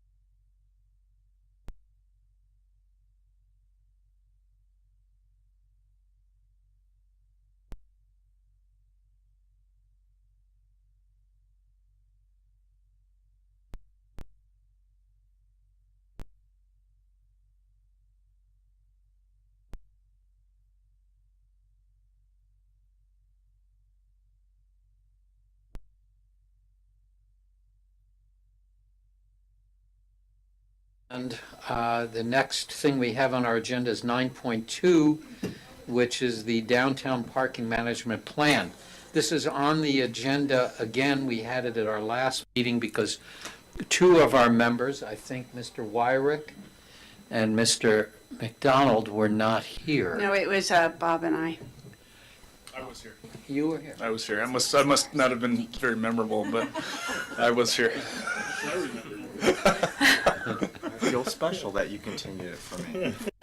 So I'm not exactly sure what staff has planned for this. We're not going to go through the whole No. presentation again, and the representatives of the company that did the study are not here. I'm assuming that those of you who are not here have read it over. We were advised to watch it. Okay? Yeah, I did. So I this did. is an opportunity for you to bring up any concerns or questions or reactions you have, as well as the other members of the commission who may have thought more about this since our meeting. And so let me turn it over to staff, and you can set it up for us. Absolutely, yeah. We have a very brief presentation. This item, as Chair Barnett mentioned, was presented by our amazing consultant, Brian, back in November. I was completely out of cell service at Outdoor Education, which was lovely with my son's 5th grade class. So we've been working on the downtown parking management plan for many years now. The original iteration was in 2018. The main goal is for the city to have a living, breathing document that looks at parking in the downtown area comprehensively and helps guide us through some of the potential changes over the next few years. Obviously, one of the hot button issues in the community has been paid parking, and I just would like to take the opportunity to clarify that the city is not proposing paid parking at this time. What we are trying to do is to be proactive in having a plan for that when the point in time comes if the state chooses to move towards paid parking in the Casa Grande parking lot. So the city is not coming out and saying, hey, we need to do this to try to make revenue. We know that the state is intending to move towards a paid parking program in Casa Grande. If the city doesn't do anything and has no plan and they do that, nobody's going to end up using that, and there's going to be overflow into the neighborhoods. And so this is a two-prong plan to start looking at the low-hanging fruit soon and trying to make small tweaks where we can and kind of iteratively look at our downtown parking while having a longer-term plan of attack so that if the state says tomorrow, hey, we're doing this in 6 months, we're ahead of the game. And so we already have a plan and we know what's going to be required. So just wanted to take the opportunity to dispel that myth. And so this is the second time that the Planning Commission has heard this. It was also discussed at City Council in August. So we're trying to give the public as many opportunities as possible to be exposed to it and to have an opportunity to comment. The next step is for staff to collaborate and consolidate all of the comments and to come up with a revised draft, and that will be presented to City Council.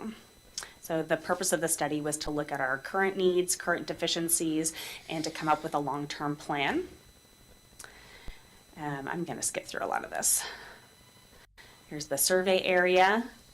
As we went through before, so there are phase 1 strategies, which we are going to largely recommend implementation of all of the phase 1 strategies, and then take a moment to look and see how are these working. So changing the signage, changing the time of the parking. One of the strategies that's not in here now that we're looking at is trying to incorporate the short-term parking for restaurants. So, on the evening when everybody wants to have their takeout, we looked at some of that through the alfresco program, but trying to sort of solidify that plan long-term. And so the phase 1 strategies include enhanced parking enforcement through technology. They have license plate recognition that you can put on cars. Right now we have volunteers that go around chalking tires, so improving our technology on that will help a lot.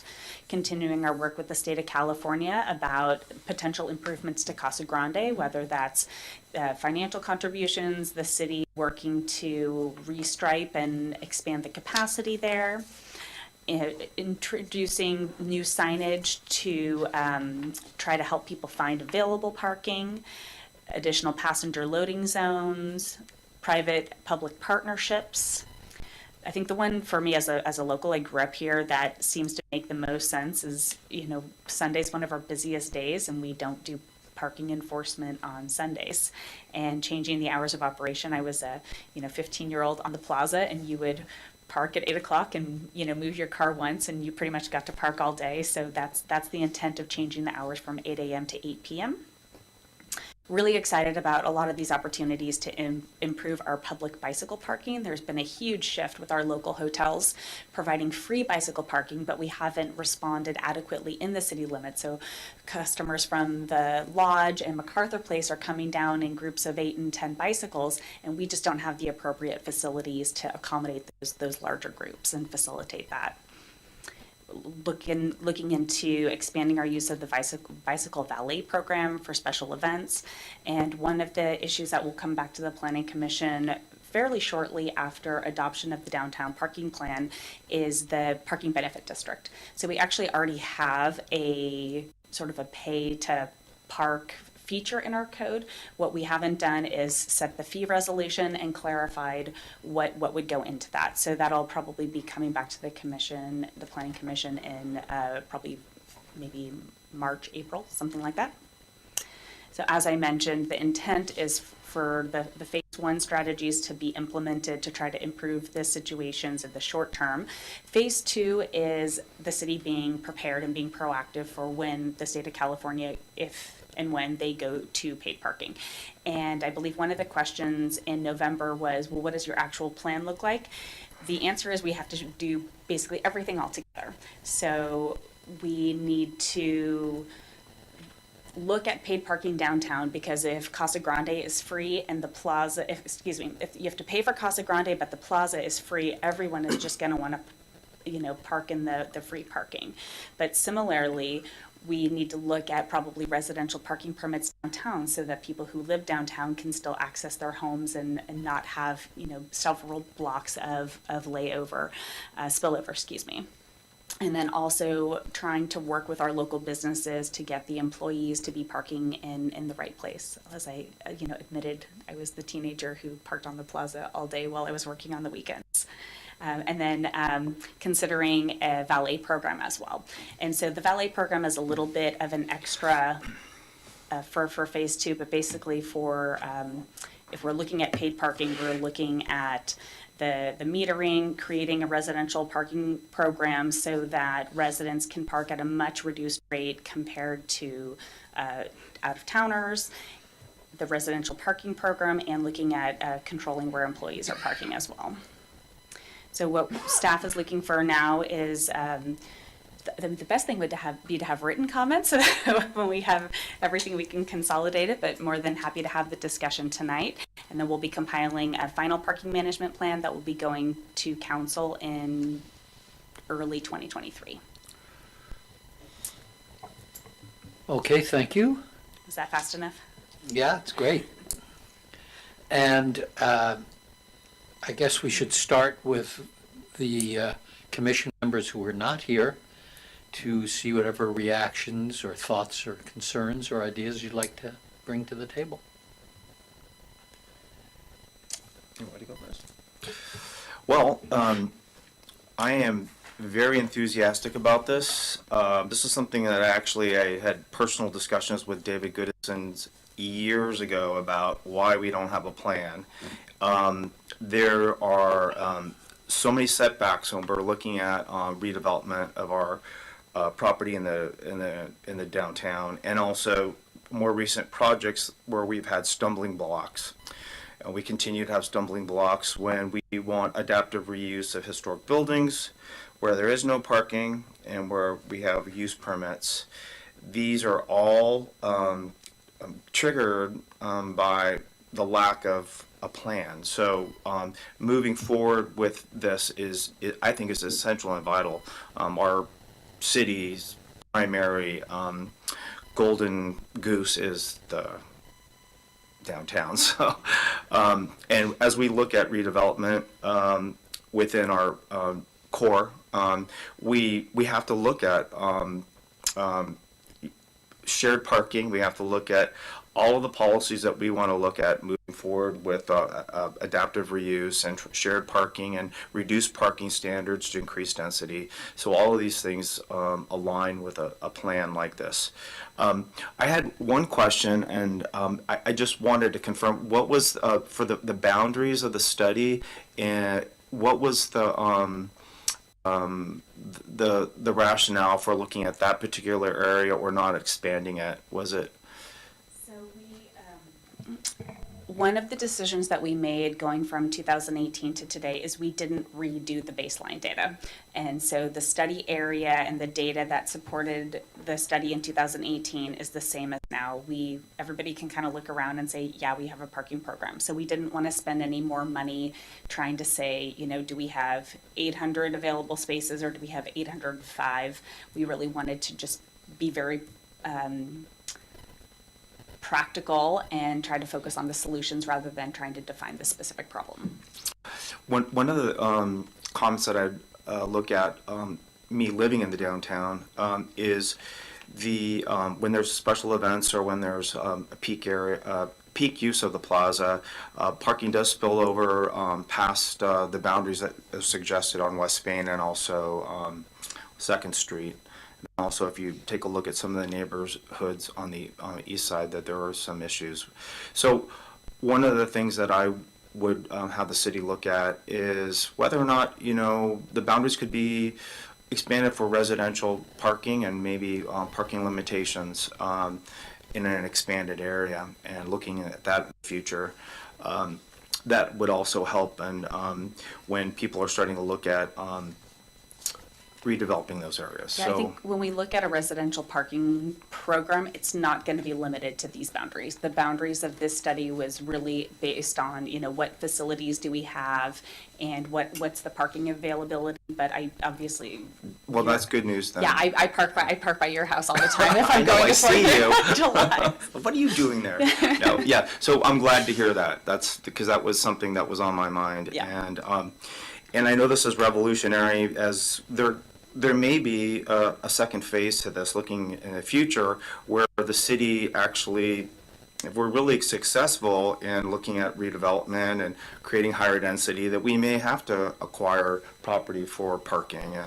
And in those cases, what I would encourage, and what I had encouraged in the past in other public hearings, is that we look at paid parking. We look at assessing commercial properties as, for example, they're not providing any parking, that they may have an assessment on their tax rolls, whereas people that are providing parking, aren't assessed. So that allows people the opportunity to build without providing parking, which is the overall goal, and allows us to be able to funding mechanism to either release parking or to create or be more creative and being able to provide parking. So that's something that I'd like, in the future, for the city council and for us to look at as we move forward, and also as we look at our general plan. So, but anyway, I'm very supportive of this. I'm very excited. I'm very happy to see this. It should have been done a long time ago. Thank you. So. Okay. Yep. So, parking, it's such an important issue. And when I reached out to community members, what I heard a lot about was parklets. I'm like, no, parking. But I'm in agreement. I think this is such a hot issue.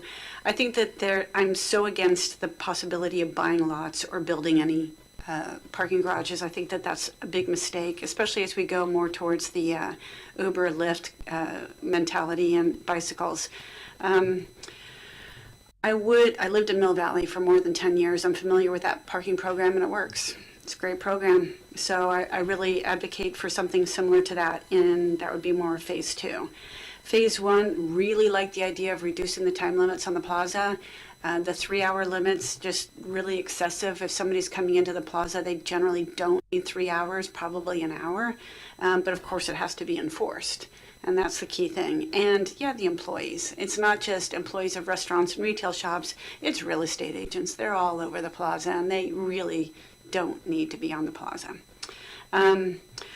the opportunity to use some of the closed businesses for nighttime parking. I really would love to see even an informal dialogue with some of those businesses. Everything from Bank of America to Compass Real Estate to the various companies, Bank of Marin, that have those lots that I think it'd be maybe an easy solution, maybe not.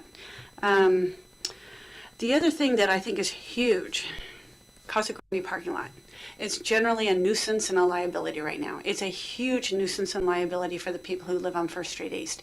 AJ Ribley, Ann Appleman, Kilby Steinkamp, all the people whose backyards face that lot, and they listen to the cars racing around that lot many nights a week. The smell of burnt rubber is intense. Whatever we can do to put all our resources at people utilizing the Casa Grande parking lot and putting restrictions on the hot rods going in there 7 days a week and burning around that perfect circle track, that's going to be huge for us. You go in there and generally nobody's parking in there. They're just racing cars around. So anything we can put at the Casa Grande parking lot, I've been working on that issue for 8 years. That's going to be not only solve the parking issue, but get rid of that giant nuisance and liability. So I would put everything we had at that particular issue. So my big two things I really love is reducing the time limits with enforcement on the plaza and the Casa Grande parking lot. Thanks. Okay, thank you. Other members of the commission have anything they'd like to add to their comments from the last meeting? Mr. Willers? It's related to Casa Grande and a comment related to it Commissioner O'Neill just brought up, and that is, Casa Grande is going to be an issue because I do believe the state's going to try to raise funds with it. And I'm also thinking that it could be a benefit to the city and to realtors, or not realtors, but retail businesses on the plaza, and that is that if the Casa Grande opened and it's a pay to park, but maybe with some kind of validation that every time it's validated by a retail use on the plaza, that retail use in essence is paying for a fee to allow Casa Grande to use that, so someone could go in there, pull a ticket, get it validated, and not have to pay a fee to park there, and have a balance between parking needs on the plaza and restricting access primarily to the Casa Grande parking lot for after-hours use, where that parking lot ends up with some kind of control at its front that you can't get past unless you're going to pay for it. One of the constraints that we are working with is the state actually has an existing program that they use statewide. So what they use, it's an app called Yodel. And so that's what they would be implementing. So, yeah. Okay. All right, thank you, Mr. Willers. Anybody else with anything to add? No? Any members of the public wish to talk about parking around the plaza? I'm here, so I might as well say something. Patricia Cullinan, 425 Denmark Street. The city owns part of the Arnold Field parking lot there by the museum. And when the baseball guys are there, they park there all day long because they want to be as far as they can get from their foul balls. And so that, I think, limits some of the people who are parking to use the plaza. And I'd also like to see really good signage. I actually have some signage directing people to the museum and to the bike path that the Public Works didn't, one of the Public Works guys didn't want me to put up.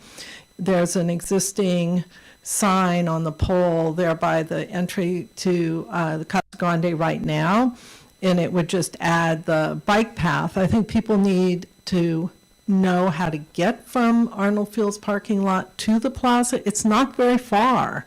And, that really strengthening that a pathway so people aren't like lemmings and walking where there's no sidewalk on First Street West, and either directing them onto the sidewalk or directing them to First Street East where it's a safe passage, or maybe through Casa Grande somewhere if the city can work out a agreement with the state to get and directional signs, so that works, you know. And then if you really needed to limit parking, you could start tagging the people in the city parking lot by the depot. So, a lot. Thank you. Anyone else from the public? Anyone on Zoom? There are no members of the public on Zoom. Okay. Well, then we'll bring it back to the commission. Let me just say that after we had our last discussion, I penned an article which was in the Sun, which I referred to as a living systems analysis of parking on the plaza. I don't know how many of you read it, but basically it was rather than taking a reductionist approach to the plaza parking issues and look at each of these segments separately and coming up with solutions to address each segment separately, it was an attempt to apply a metaphor of the plaza's role in the city body, and to address the functions of circulation around the plaza and the parking as all parts of the living system or the living mechanism of the plaza, and how it works as a whole system rather than a reductionist system. Clearly, the key to any of the suggestions that have come up in the parking study that was done has to do with the importance of turnover, which is to say that parking spaces are not blocked for more hours than they need to be during the day. I strongly feel that the addition of more parking spaces on the plaza is not a particularly viable solution, in that it's not going to solve the turnover problem. So I very much support the use of the technological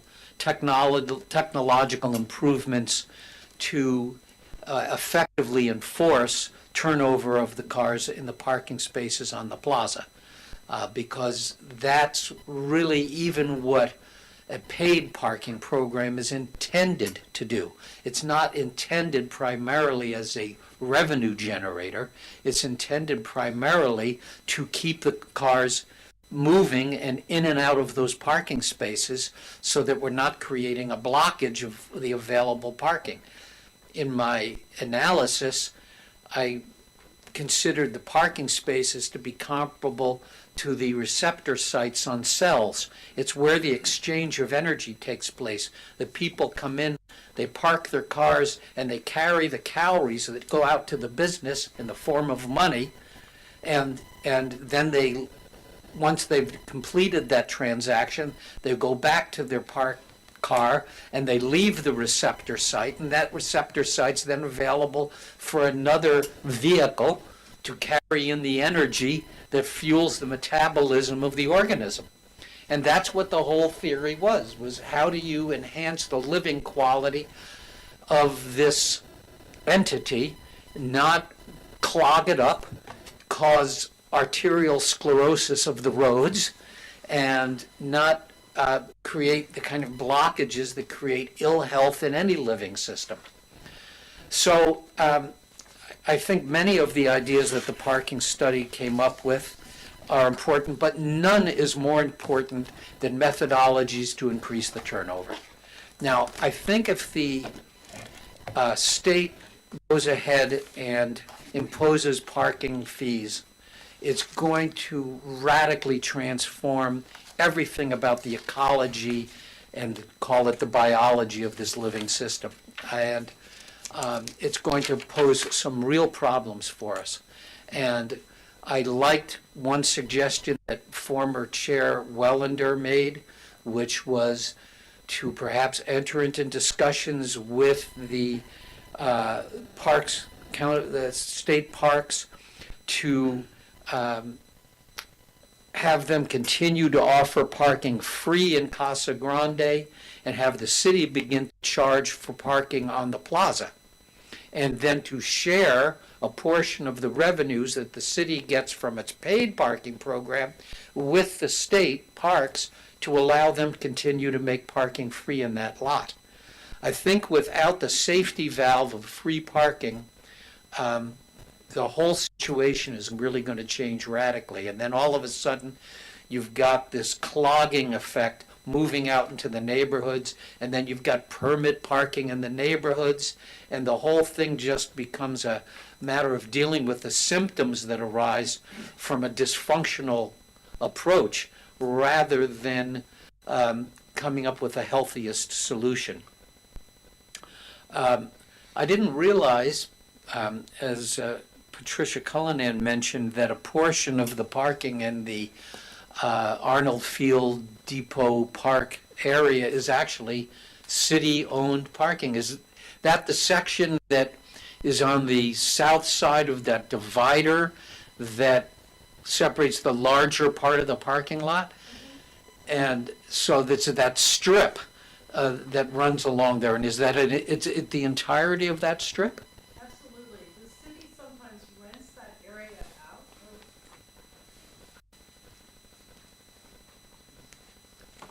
The city sometimes rents that area out for events and those runs and stuff. You'll see them set up there, but that's the city property. The rest of Arnold Field on the other side of that divider is county property. And how many parking spaces would you estimate are in that city portion? 12? So not a lot, No, but some. but some, yeah. And then there's always you park on the dirt and. Yeah, that's interesting. I mean, it may be, for example, because it's a little further and people don't like to walk very far in our culture. That may be a perfect place for some of the employee parking options for the city to exercise if we're looking to relieve the plaza of some of the employee parking pressures. But it's interesting because it wasn't included in any of the maps. Yeah, one of the amendments that we're going to be making is looking at the police station parking lot, the vets building parking lot, and you've got like 1, 2, 3, 4. So those are going to be included in the next round. One other area, it's not going to be a lot of potential, but it is some, is behind the Masonavi Cottage, which is now used as a museum. There is a undeveloped lot with you could call it a derelict cottage on the front part of that property. I've long felt that it was regretful that cottage has been allowed to essentially sit there as a useless space, generating neither habitat for human beings or commercial use. But setting that aside, the rest of that parcel, which is probably a half an acre, maybe, I don't know exactly how large it is adjacent to the Casa Grande parking lot. There is a driveway next to the Masonavi Cottage that connects to that parcel, and the city could develop that area, perhaps come to some purpose for the little cottage that's there, and develop that. You could probably get 30 spaces in there, 20 or 30 spaces. And once again, that might be a perfect employee parking situation that would give us, in combination with what Patricia has described, 40 spaces for employee parking. So I think we could get creative in this with the idea of finding private businesses who have parking that they are willing to share. The difficulty we've run into in the past has been liability and the unwillingness on these private property owners to undertake a sharing of their property because of liability issues. But once again, if the use of it was restricted to a specific purpose, not public parking, but plaza, business, employee parking only, with stickers numbered stickers issued by the city to be part of that program so that people, employees who take advantage of that parking or businesses that take advantage of that parking opportunity are trackable and traceable in case there's difficulties or problems. Once again, maybe that's a way of shifting some of this employee parking out of the public use spaces into more private lots and private spaces, and might mollify the private property owners because it would be a regulated parking situation with stickers, and they wouldn't have the feeling that the public at large is coming in. It may mollify them a bit. So Yeah, I think every one of these issues is going to take a lot of time and energy, and there are so many different permutations. So, just to reiterate, the goal is to have a plan, have a framework that's going to be evolving over time. We're going to try some of the easy items. Signage, I think, is probably going to be one of the first ones. Bike parking is going to be one of the first ones, and then we'll, take the temperature, see what it's like. But like the discussions with the state are going to be ongoing. We probably need to schedule another meeting in the next 6 months. One of the hard things with the state is you have to remember that their mission is different than our mission, and their mission is serving their state parks and providing access for the members of California. So definitely challenging. Christina, a few years ago, there was a budget of, I think it was like $25,000 to put up a fence around the vet center parking lot. And I remember meeting with police chief at the time, Orlando Rodriguez, and Kathy Capriola, and it was all budgeted, and they had draft drawings. Whatever happened to that? You're talking not the vets building, you're talking about the Casa Grande lot, the gate there? No, the I vet don't- center. Yeah, and they hadn't come to terms yet on what they were going to do with the Casa Grande because there was a lot of issues about doing the gate or not. But they actually had a budget and they had drawings for the vet center because that's another area where the drivers go up and do donuts in the parking lot and everything. And that, it might be 4 years ago, 3 or 4 years ago. They had the money in the city budget to do that. I'm not aware of that, Yeah, sorry. I don't know whatever happened to it. I think COVID happened to it. Our priorities change every few years. Okay, thanks. okay, Mr. Barbos? I seem to recall that the bequest by Henry Masonavi of that land to the city came with some conditions for use. So I'm fearful that the idea of parking on that land is not consistent with those conditions, because I remember wrestling with them in my previous life on the council. And I think we should look at those again, and I kind of forget. It had something, It has to be a park or a cultural center. cars probably don't cut it. Nope. I have always thought it was a great site for housing, actually. It's also a very sensitive potential Native American site. So nobody's going to go in there and just start developing. Okay, anything further? I No? would like to make. Do you make a feel like you motion. have now what you need to be able to write something up? I do, and I would just encourage if anybody has specific comments and edits, please shoot me an email just to make sure that it doesn't get lost in the shuffle. Okay, and we need to have a vote here to forward this on, Mr. City Attorney? It's that just a what study. staff needs? It's just a study session. So you're not asking? Well, this for- was It's a possible action. presentation. Says possible Yeah. action to forward a recommendation. Correct. Sorry, I'm looking at the slide for the next one. That's okay. So I would like to hear a motion. I'll make a motion. I move to recommend to the city council adopting the draft downtown parking management plan as reflected by PC item report 9.2. I'd like to ask for you to amend that to include the discussion that the planning commission had as a whole body as part of the, So Part of the adopted recommendation. and contained within my motion. okay, And if you second, yeah. All right. We have a motion and a second. Vote, please.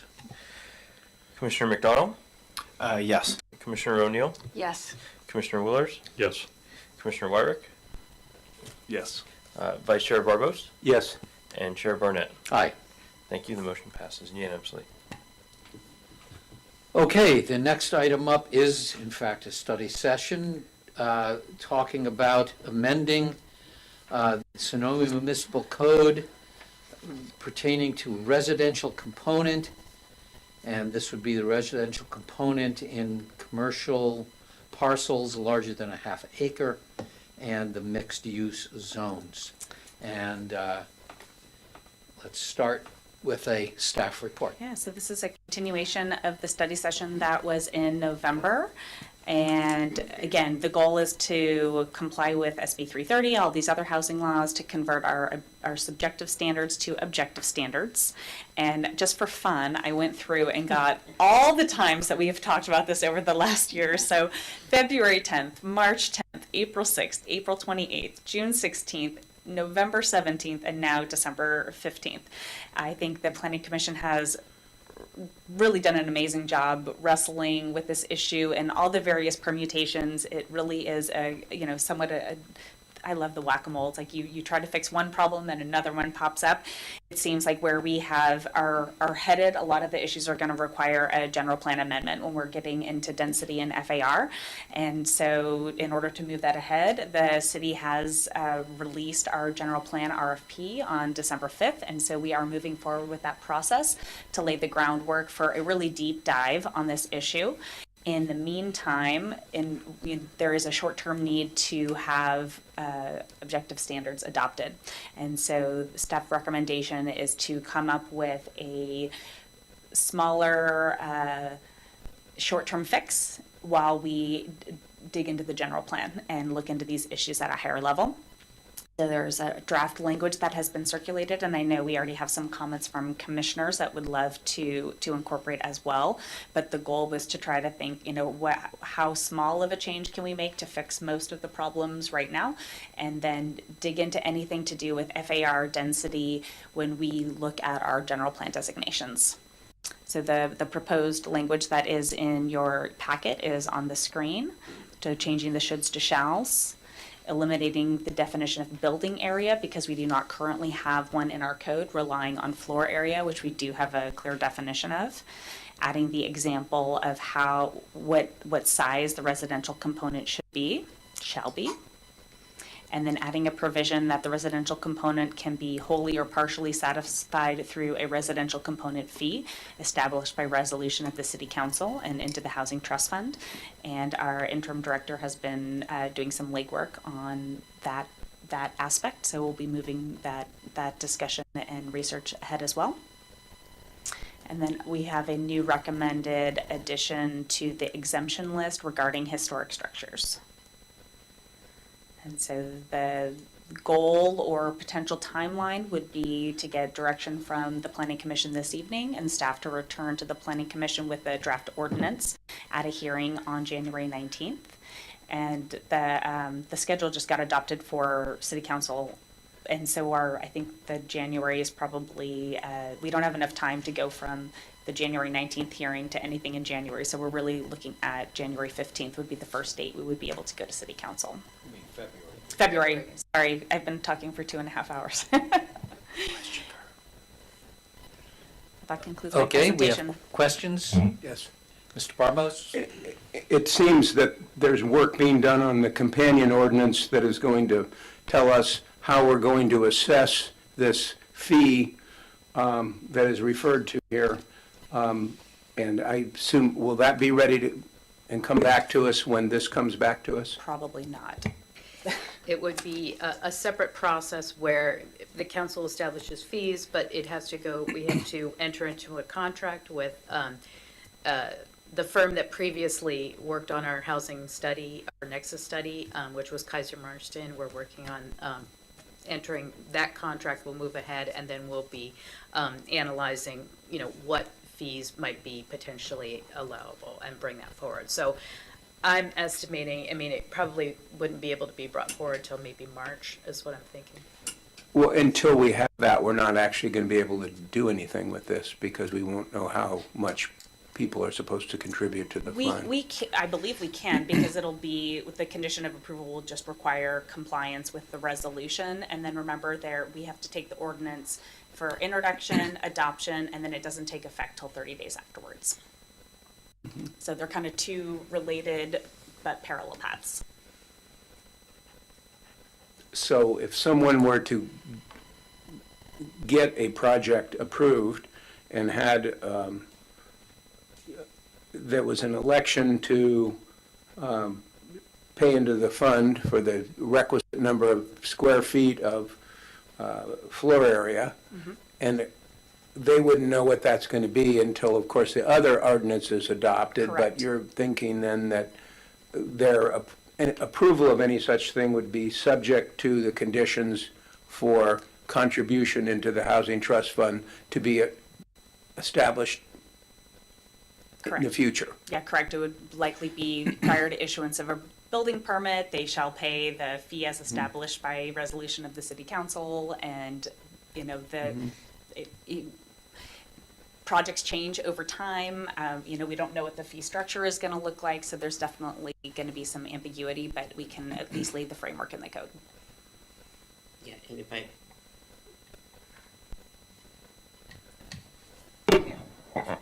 Through the chair, if I may, recall that the council just needs to pass a resolution to adopt those fees, so that there's really no special notice that's involved. It can happen quickly. All the work is at the beginning when we're getting the work done by the consultant to come up with the different options for what a fee could be, the amounts.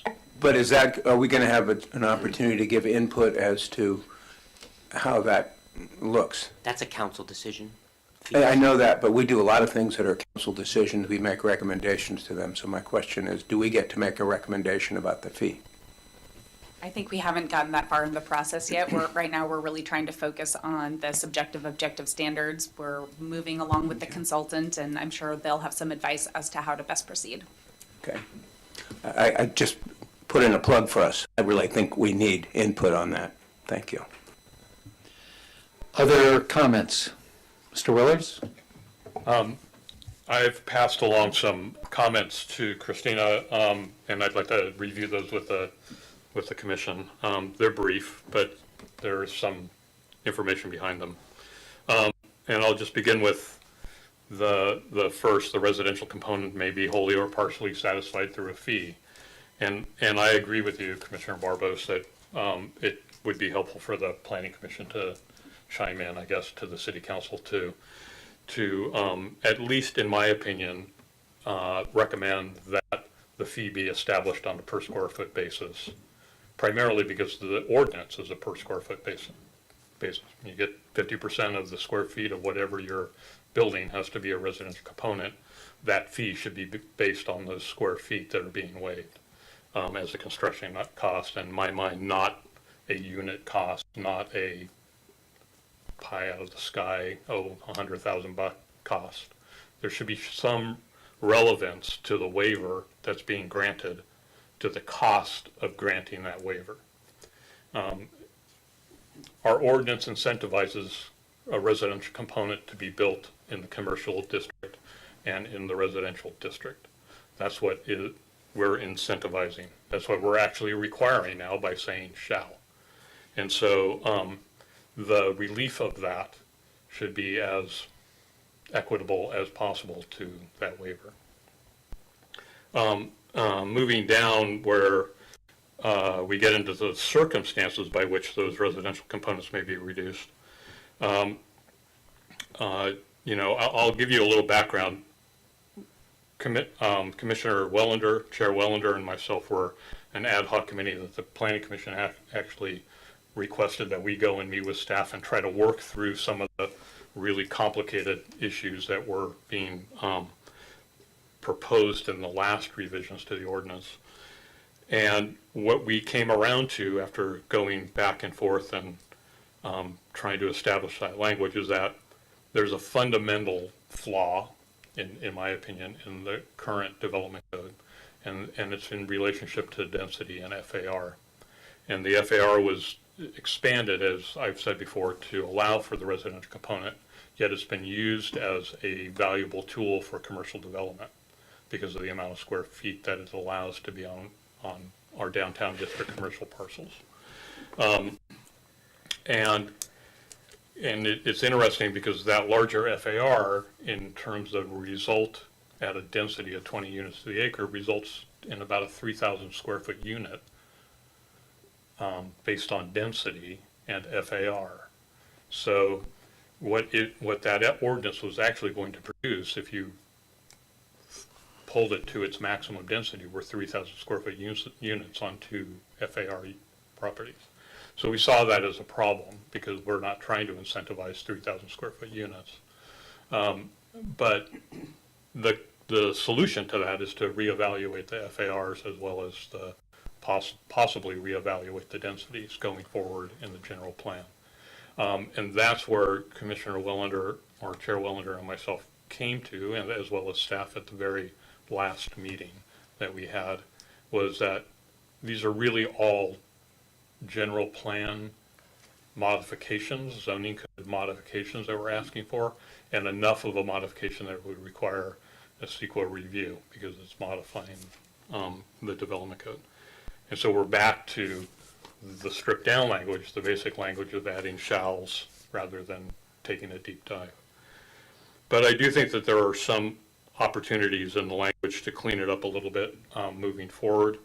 And I'll go back to the circumstances that the Planning Commission has available or the applicant has available to claim. And so I'll begin with number B in that list, where it says the presence of uses or conditions incompatible with residential development. And I would suggest that we should include the presence of existing uses rather than just simply uses, that we insert the word existing. And the idea behind that is that you could create an argument that you're creating an incompatible use on property and thereby ask for a waiver, where that's not the intent of our ordinance. The intent of our ordinance is to require an applicant to produce a residential development on the property, not to create a project that is incompatible with residential uses. And so I'll move on. Much is the same with number C, where it says property characteristics. I would add the word existing property characteristics. In other words, elements on the property that just simply don't allow you to add a residential component. They don't make any sense to do that. And that would make sense for a waiver at that point. And then moving to the historic exception, the historic building exception, I think there needs to be some form of limitation on the exception. I think the exception is really broad, and we've had this discussion as the Planning Commission before. I think just saying that a historic property or historic building therefore allows you to waive the requirement for the residential use is just too broad. There are a lot of what are considered properties with historic structures on them, and those historic structures are minor relative to the size of the property. Why should that property be waived from a residential component in its development? And the same being that a building that has a component of it which is historic, which comes in for a wholesale redevelopment of that parcel other than the historic element, why should that overall development be waived from its residential component requirement as well? And I think the language that's currently in the ordinance doesn't close those options down enough. I think it's way too broad, quite honestly. And I also think that we ought to add language to these circumstances that also is the reverse, and that is that from the city's perspective, that there's basically no net loss of housing by granting the waiver. And so we should add that into this. It's a circumstance under which you could grant a waiver, but you have to make that basic finding that there's going to be no net loss of housing within the city by granting the waiver. And then that would be, those are, I did that to the commercial development, and I would just basically say that they hold true for the mixed use. And then lastly, one of the ideas that we were coming up with or discussing during that meeting during that last meeting was a change in the balance between 50% and between commercial and mixed-use parcels, where the balance may be more reasonable to be 60-30, say, on commercial property, and the reverse, 30-60. In other words, 30% commercial, 60% residential in a mixed-use zone. Well, you get what I'm, 66-33, how about that? Or 70-30. Let's use 70-30 because those are nice round numbers. So, and that discussion actually got a little bit of traction and was seen as a valid way of changing the character of the two, a commercial and mixed-use property, where they weren't the same animal, basically. Okay, thank you. Let me ask a question of staff here. We're addressing this as a study session. We're not going to take a vote at the end and recommend anything, I don't believe, although this does say take possible action. But that notwithstanding, how do we get these ideas, and of course, if there are members of the commission who would like to differ with Commissioner Willers on any of these things, I would encourage you to speak up now. But assuming that that the commission is supportive of some of these language changes, how do we get them either incorporated into this language or in front of the city council in a way that provides them with the reasons for that suggested language? I think I have Commissioner Willer's edits, and so I think the next step is to take his edits and incorporate them into our draft. And if there's any other feedback this evening, then we'll take that into consideration, and we can review the draft in January. And then if there are additional changes that are needed, Planning Commission can give us direction in January to make the changes that would then be forwarded to City Council. Okay, that's great. Thank you. Let me open this up to the public at this point. If there's anyone who would like to participate in this discussion. Thank you, Mr. Chairman, members of the commission. I'm Michael Woods, an attorney here in town. My address is 846 Broadway, and I live at 465 First Street West. Thank you for the opportunity to speak. Just very briefly, we support staff's recommendation on this. I'm here representing Lat 33, which is the ownership entity for MacArthur Place and for 870 Broadway. And we'd really like to see certainty in the development process. We'd like to see a fee established that we can predict and then determine how best to proceed with a project, especially for the 870 Broadway site. So we appreciate your moving this forward and getting it to the council so that a fee can be set, and then we can plan from there. Thank you very much. Thank you. Mr. Frank, you have something to add? Thank you. Good evening, everyone. Robert Frank, Larkin Drive. Mr. Willers, what you said was very, very interesting, thought-collecting. And it makes me think of 20264 Broadway, a.k.a. Train Town, because the use there is so incongruous relative to our neighbors. So let's figure out this hypothetical right here, right now. If that nearly 500,000 square feet of dirt there was a flat pancake, already annexed into the city, already zoned commercial, and somebody like me came along, or the Matsons came along, and wanted to put an amusement park for young families, do you think it would ever get passed, given what the various points of logic you pointed out? I don't think so. So that begs the question, given the incongruity of its use relative to our neighbors, why would the certain members of the city council be hell-bent on annexing us when you have this ironic use of the property, if not oxymoronic use of this property? And so if annexed, that's why such operations are such easy political targets. And I remember what you said, Ms. Sheila, that you've never heard any complaints about Train Town. Wait until we become that easy political target, and we'll all rue the day when we have to defend it. In fact, I won't even defend it. I'll just shut it down. Thank you. Thank you.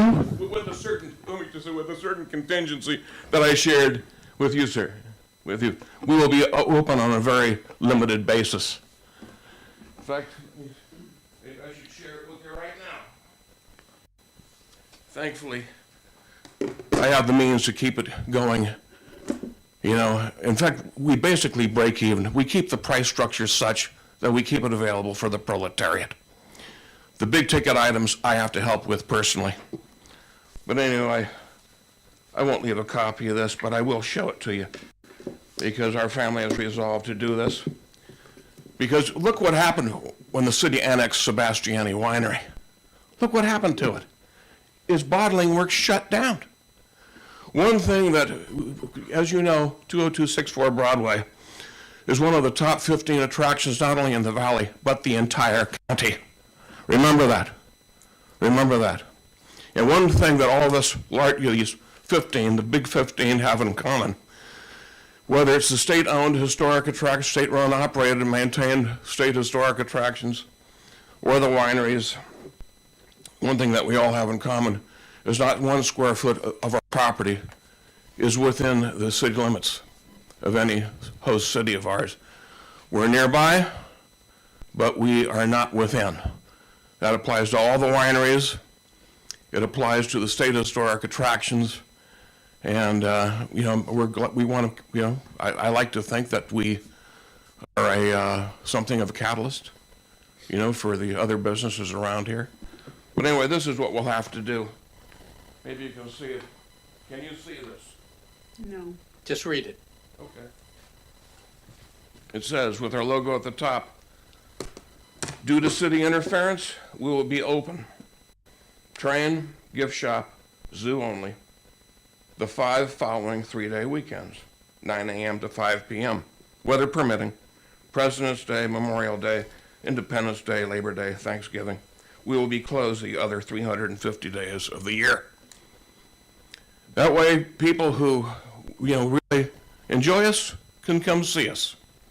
You might question the statement, the opening statement, due to city interference. Well, we have spent thousands of dollars on attorney consulting fees. It's caused disunity in my family. It's caused uncertainty amongst our employees. And if that isn't, you know, if that isn't interference, I don't know what is. And all that's going to do is trend worse and worse. We have we have 500,000 square feet of maintenance nightmare in hell there. Our plate is full. We're not going to allow ourselves to be encumbered with more headaches. Because one of the things, I stay silent here. I listen to all the complexities. One thing about our operation there, having been there since 1960, is we don't have drainage problems. We don't have sewage problems. We don't have water supply problems. We've never even made a call to the city fire, any fire department for that matter, with any kind of distress. You know, and not only that, we have 120 parking stalls. Remember that, 120. People will park there, jump on the trolley, and come up here. Speaking of you're putting all the combinations and permutations of parking. You know, we subsidize the parking for this community. You know, we don't, and remember what I've said, I'll say this again and again and again, especially to you, Mr. Babas.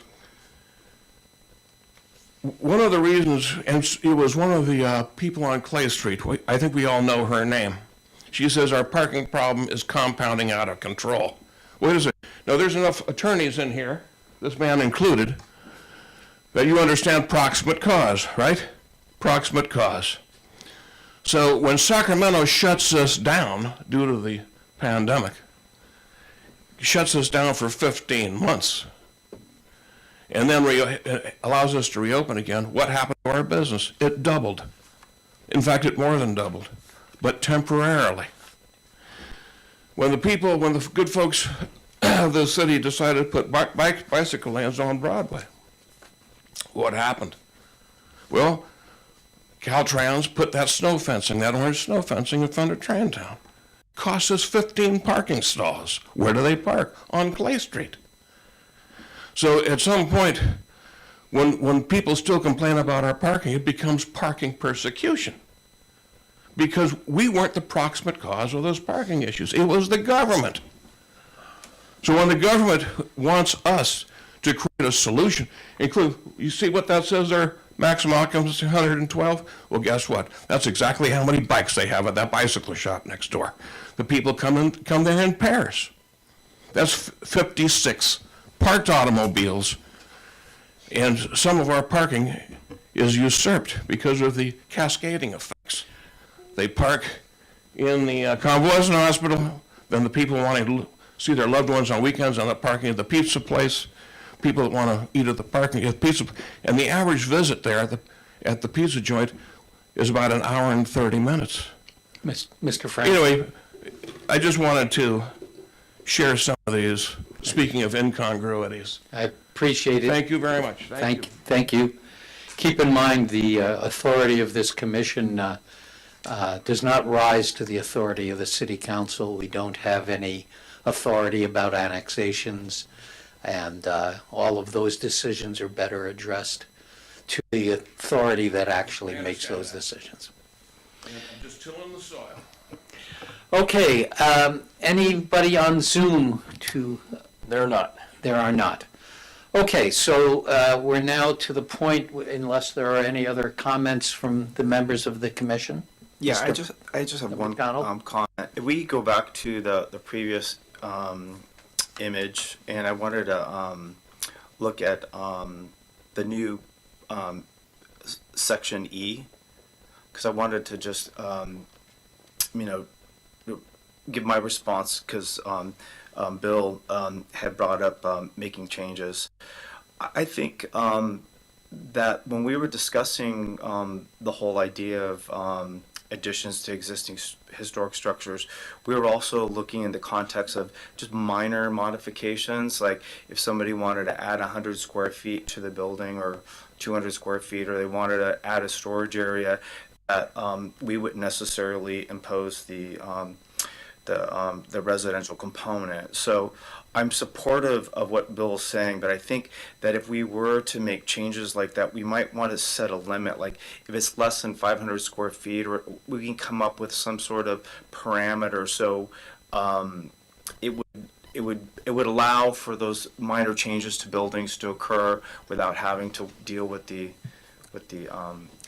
Yeah, one of the complexities that we were trying to accommodate with this is the Sebastiani Theater. And obviously we don't want to write code for specific projects, but want to keep it in mind knowing that it is coming down the pipeline. So the addition that they're proposing is just over 25%.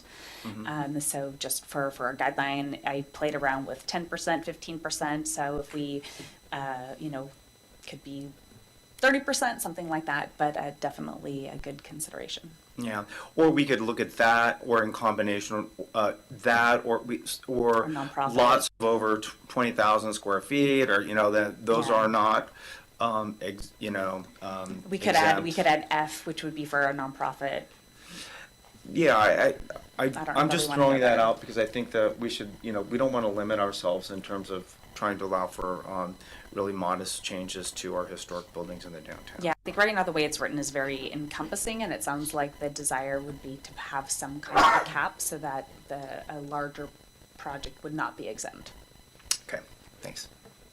I have a comment. Okay, Ms. O'Neill. I love what you've done here. Good work. And I think it's more important to get this passed on the city council and get it implemented than to bog it down.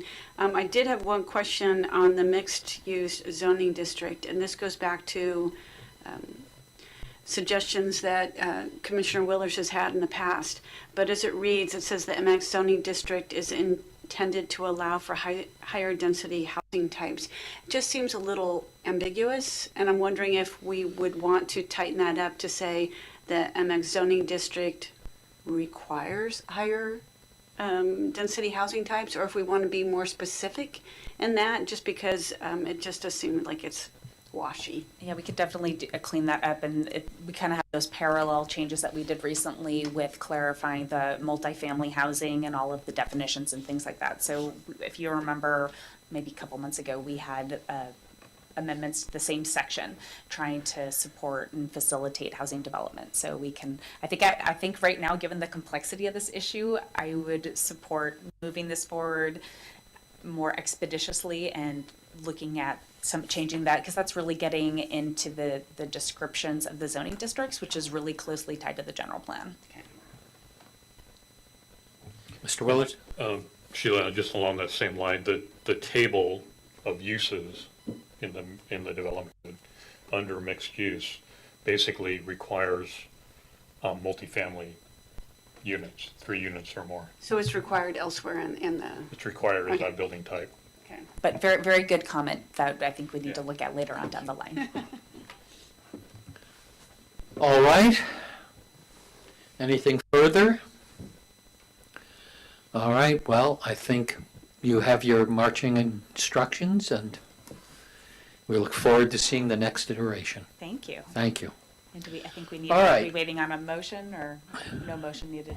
I mean, the issue now is, do you have enough direction to go back and revise this? Yes. To bring it back for the actual recommendation? I believe so, yes. Thank you.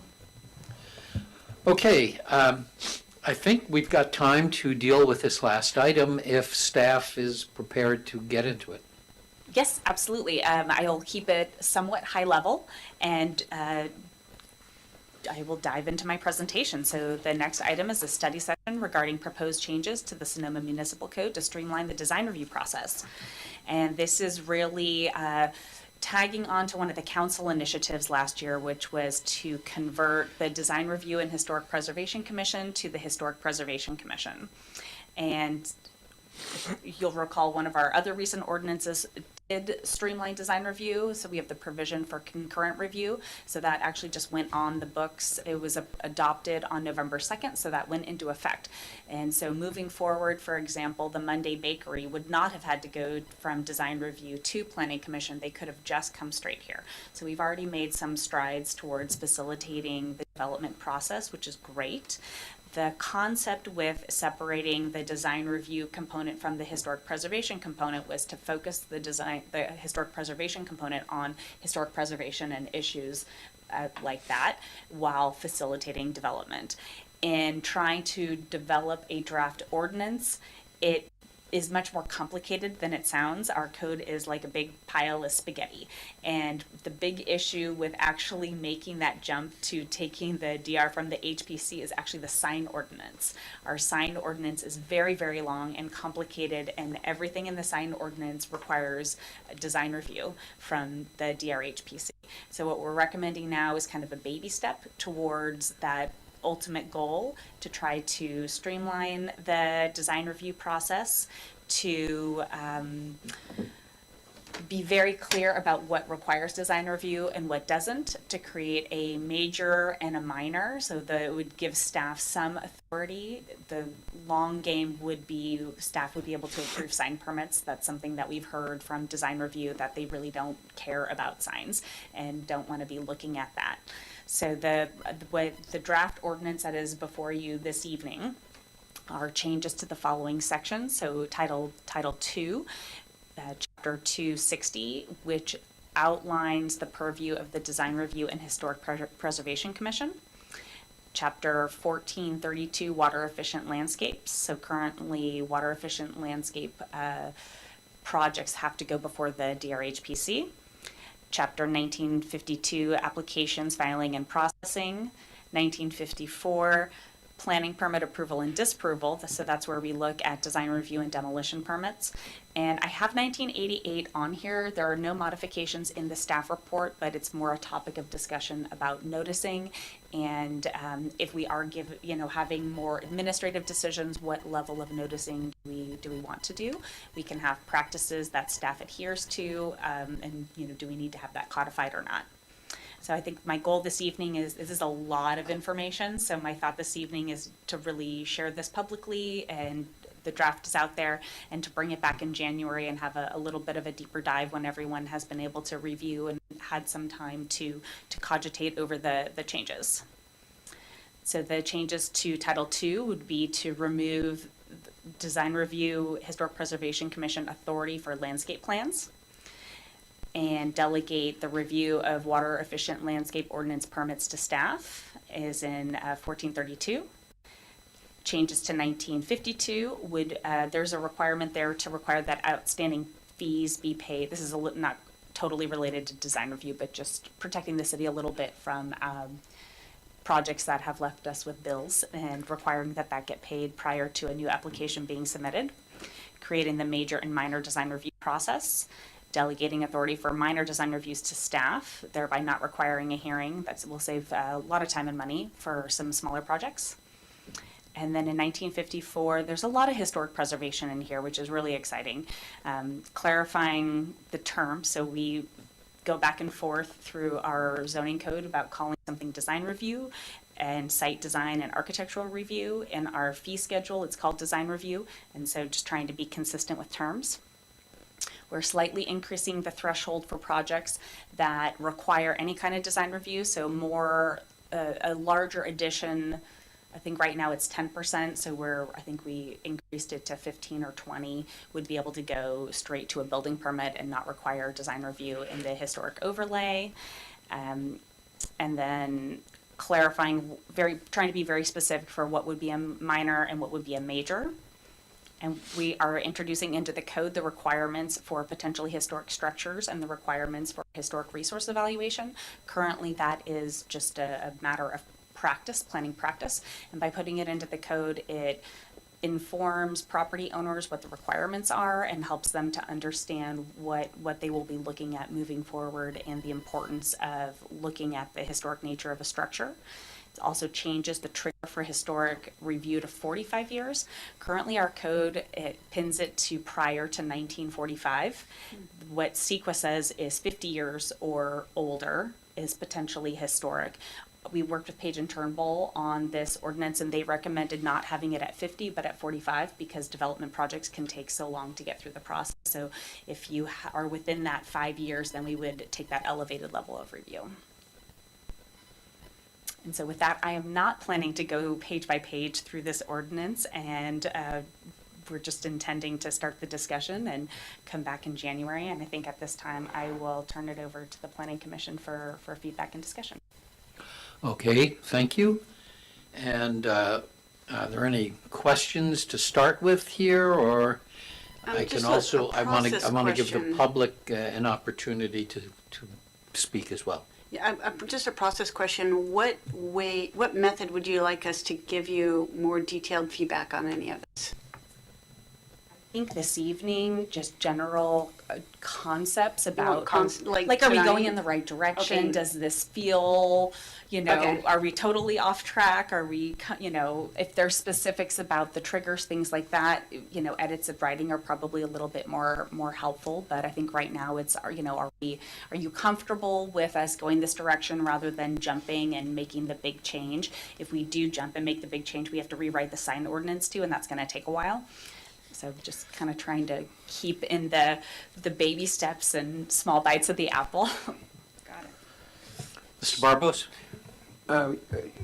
Christina, you didn't say anything about it, but I'm curious, is one of your objectives and our city's objective here is to try to increase efficiency in processing so we don't run into problems with the 5 hearing rule? And so that we don't have a separate hearing on design review because we can fold it into the planning commission hearing. Is that? I think we've addressed that issue already. Okay. So by adopting that concurrent processing, we're already skipping design review. We've also kind of come up with a good fix with tag teaming. So we did a tree committee and design review, and we did design review and planning commission. So it's not so much that. I think it's more, we're a small city. We have two staff planners, and so trying to be efficient with our time and energy as well as with property owners. So right now everything has to go to a hearing, and hearings are really time consuming and expensive. So for us to to process an application at a hearing, we take an application in, we work with the property owners, you write a letter to determine if the project is complete or incomplete, then we have to write a staff report, we write conditions of approval, we write a resolution, everything has to get uploaded and shared, we have to do the agenda, and then, I mean, I've been here since, 5:30, and so we bill our time now, so for me to come and present at the hearing is costing an applicant money. And so by having an administrative decision, what we'll be able to do is review, determine it complete, and then write an approval, and then that goes out the door. Sounds good. Does sound good. Yeah, at first glance, I like a lot of what I see. I mean, it seems like it's increasing efficiency and maybe cutting some costs, and makes a lot of sense. Where is there any language, or will there be any language in reference to like the appeal authority? Will that rest with design review if an applicant is not particularly happy with the staff member's decision? How does Yeah, that let work? me pull it up. So the appeal process is outlined in the table in 1952. Yeah, I think so. I feel like such a nerd when I can quote code sections. It's page 9 of the packet. I believe we have it going straight to Planning Commission, but I could be wrong. Okay. Do we have kind of any sense of, I'm sorry, forgive me, is there anything that was formerly within the purview of design review that will now be before the Planning Commission? It looks like there is, right? So the concurrent If this is permits, adopted. but that already went through. Ooh, gosh, that font looks terrible. Sorry.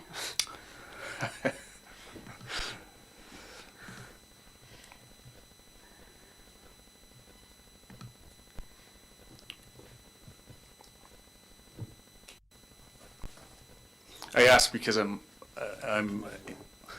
Thank you. interested as to what the impact would be to the Planning Commission's schedule.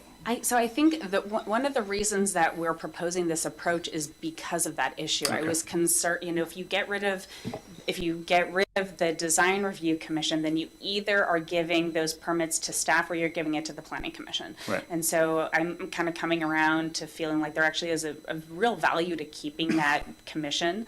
And I don't believe it's not going to increase the load of the planning commission. The only change would be the concurrent processing, which is just skipping a level. And appeals from staff's decision on the minor design review would be the only other. An appeal, yeah. Would go where? An appeal for a Those minor, would come to the planning commission.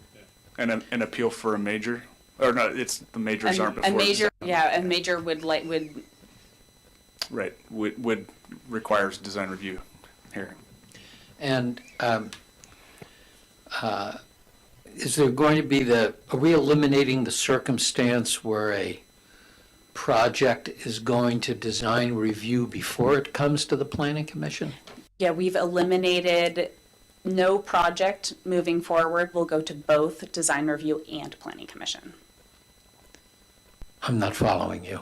So, for example, the bakery this evening, they would have skipped design review and only been heard by planning commission. So Oh, good. the planning I'm- commission I'm- would have taken the action Yeah. on the design review and use Yeah, I'm permit. just trying to avoid the situation where an applicant is under the impression that what they've proposed has been approved because design review said, yeah, we like it. Yes. And then they come to the planning commission and run into an obstacle of And some that's a sort. frequent misconception where they get a recommendation from design review and then they come in with their building permits and say, Right. wait, we have another step. Yep, okay. I Go ahead. I had brought this concept up a couple of other times throughout the past, and it has to do with the idea of a zoning administrator where a fence exception, variances for houses, some use permits, and other things could actually be reviewed by somebody designated at staff, and you could send out notices to the residents saying that we're going to have a hearing, say, for example, at City Hall or something like that. And then staff would work with the applicant and set conditions, and it wouldn't necessarily go to a planning commission unless it was appealed. So have you thought about that? Yeah, absolutely. I think the design review, doing a major minor, is the first step in getting that process worked out. For example, we don't have the noticing requirements figured out, but I would anticipate and have envisioned that we might do something similar for use permits. So you could have a major use permit and a minor use permit, and a minor use permit could be approved by staff. Often an exception could be approved by staff where a variance would have to go to a hearing. Some jurisdictions have major variances and a minor variance instead of an exception, things like that. So there's lots of ways we can do that, but I kind of like this approach because we'll pick one of them and try it out and see how it works. And if it doesn't work, we can tweak it before we go too far. Yeah, and sometimes, depending on how it works, you could do your staff, like I would call it like a design or a development review board or something like that, where you're doing that concurrently with the zoning administrator approval, and it kind of allows for a more effective use of time of staff. I think we're a little bit too small. Unfortunately, with three of us, we have, we have one supervisor and the two of us. When you have a DZA or something like that, as our city attorney mentioned earlier, you want to have an impartial decision-making process. And so our supervisors are reviewing our staff reports and supporting us through the development process. So we don't really have that additional level, but it's definitely a great item to look into to see if, as we restructure, if there's ways we can do that. Okay, thank you. All right, Mr. Willers?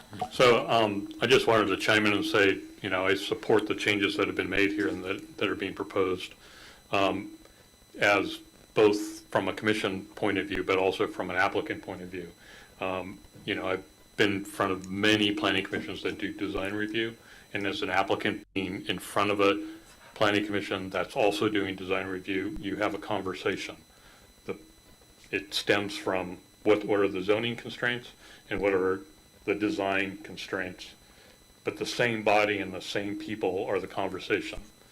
It's not one body, a design review commission, saying, oh, this is all grand and fancy, and then coming to the planning commission saying, well, you don't really meet the certain requirements of the zoning code. You got nice light fixtures, but. And so this gets rid of that problem that we currently have, other than just flipping the sequence. This brings major applications in front of the planning commission for all of those decisions, and it's a great change for the processing applications. Lastly, related to signs, I'd love to see the sign ordinance so that you can approve them, but that it's the applicant's responsibility to provide you with all of the information, because you got to get down to measuring square feet and inches, that they provide that for you so that you're not using your ruler to measure all that stuff. They've just got to give it to you. Okay. I was just going to say that I think this represents a great direction, and thank you for your work on it. If there's one thing I hear consistently from applicants, it's that comparatively to other jurisdictions, Sonoma is not an easy environment to work in getting things through the process. So anything we can do to that end makes a lot of sense. So thank you. All right, let me ask if the public has anything to add. Oh, yes, I do. I've been waiting all evening. And we appreciate it. So, I agree that these changes are necessary. I have some concerns. One of my concerns is noticing. Mr. Willers talked about an applicant. I'm talking as a person in the public. I want to find out what changes are being made to especially the historic properties, and having the commissions and getting notice is a really important part of that. and, you know, it's hard to keep track of everything. So the more notice is important. Also, the qualifications of the planners, not, and this isn't, I'm not saying anything bad about anybody, but I really feel that when you're dealing with historic preservation, you have to have the planners, and I know that Christina is also working for education for the building inspectors, because I think there's a weak link there. I'm sure all of you guys have seen the house on 2nd Street that used to be a historic property, and no matter, it may not be a demo, but there's no historic fabric left. So a historic property has historic fabric.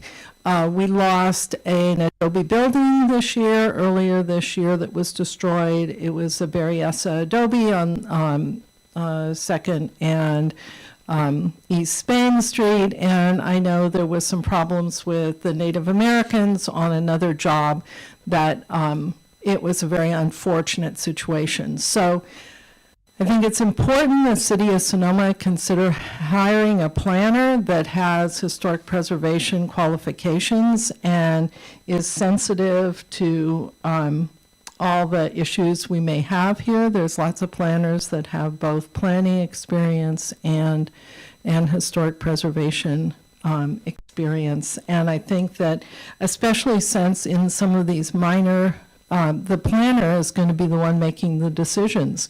And like it says, windows. Well, one of the important things about historic properties are windows. And if you're making a decision on in-kind windows, what does that mean? And I don't think that everybody knows. And who's going to watch the hen house? You know, I mean, it's important. Otherwise, you have no control. So that's why I stayed tonight, because I think that this is really important. I think it's a good thing to do. I agree that having the design review, some of the design review functions with the Planning Commission, I agree that it simplifies things. It simplifies the number of visits the public has to make to commission meetings too. So those are my comments. Thank you, Patricia. Anyone else? Mr. Frank? Thank you, sir. Thank you very much. This is why I sit here, because I wait for the segues. Yeah. Thanks again, Mr. Willard. I appreciate it. But to your point, when the permitting processes are inefficient, that will compromise our safety, where safety is of paramount importance.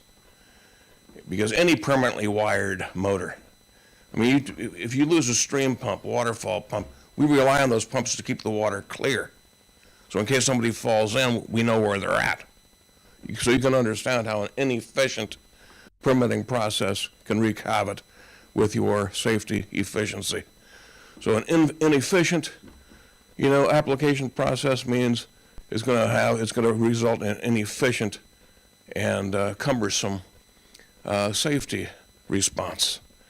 The two go hand in hand. Thank you again. Thank you, sir.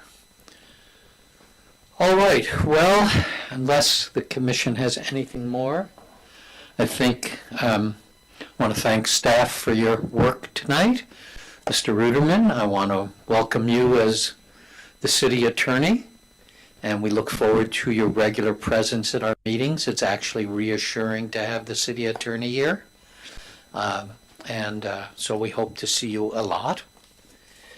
And unless there's any other commission comments? Issues, updates. I'm wondering if we could get, if anybody has an update on how many applicants there are for the planning commission seats?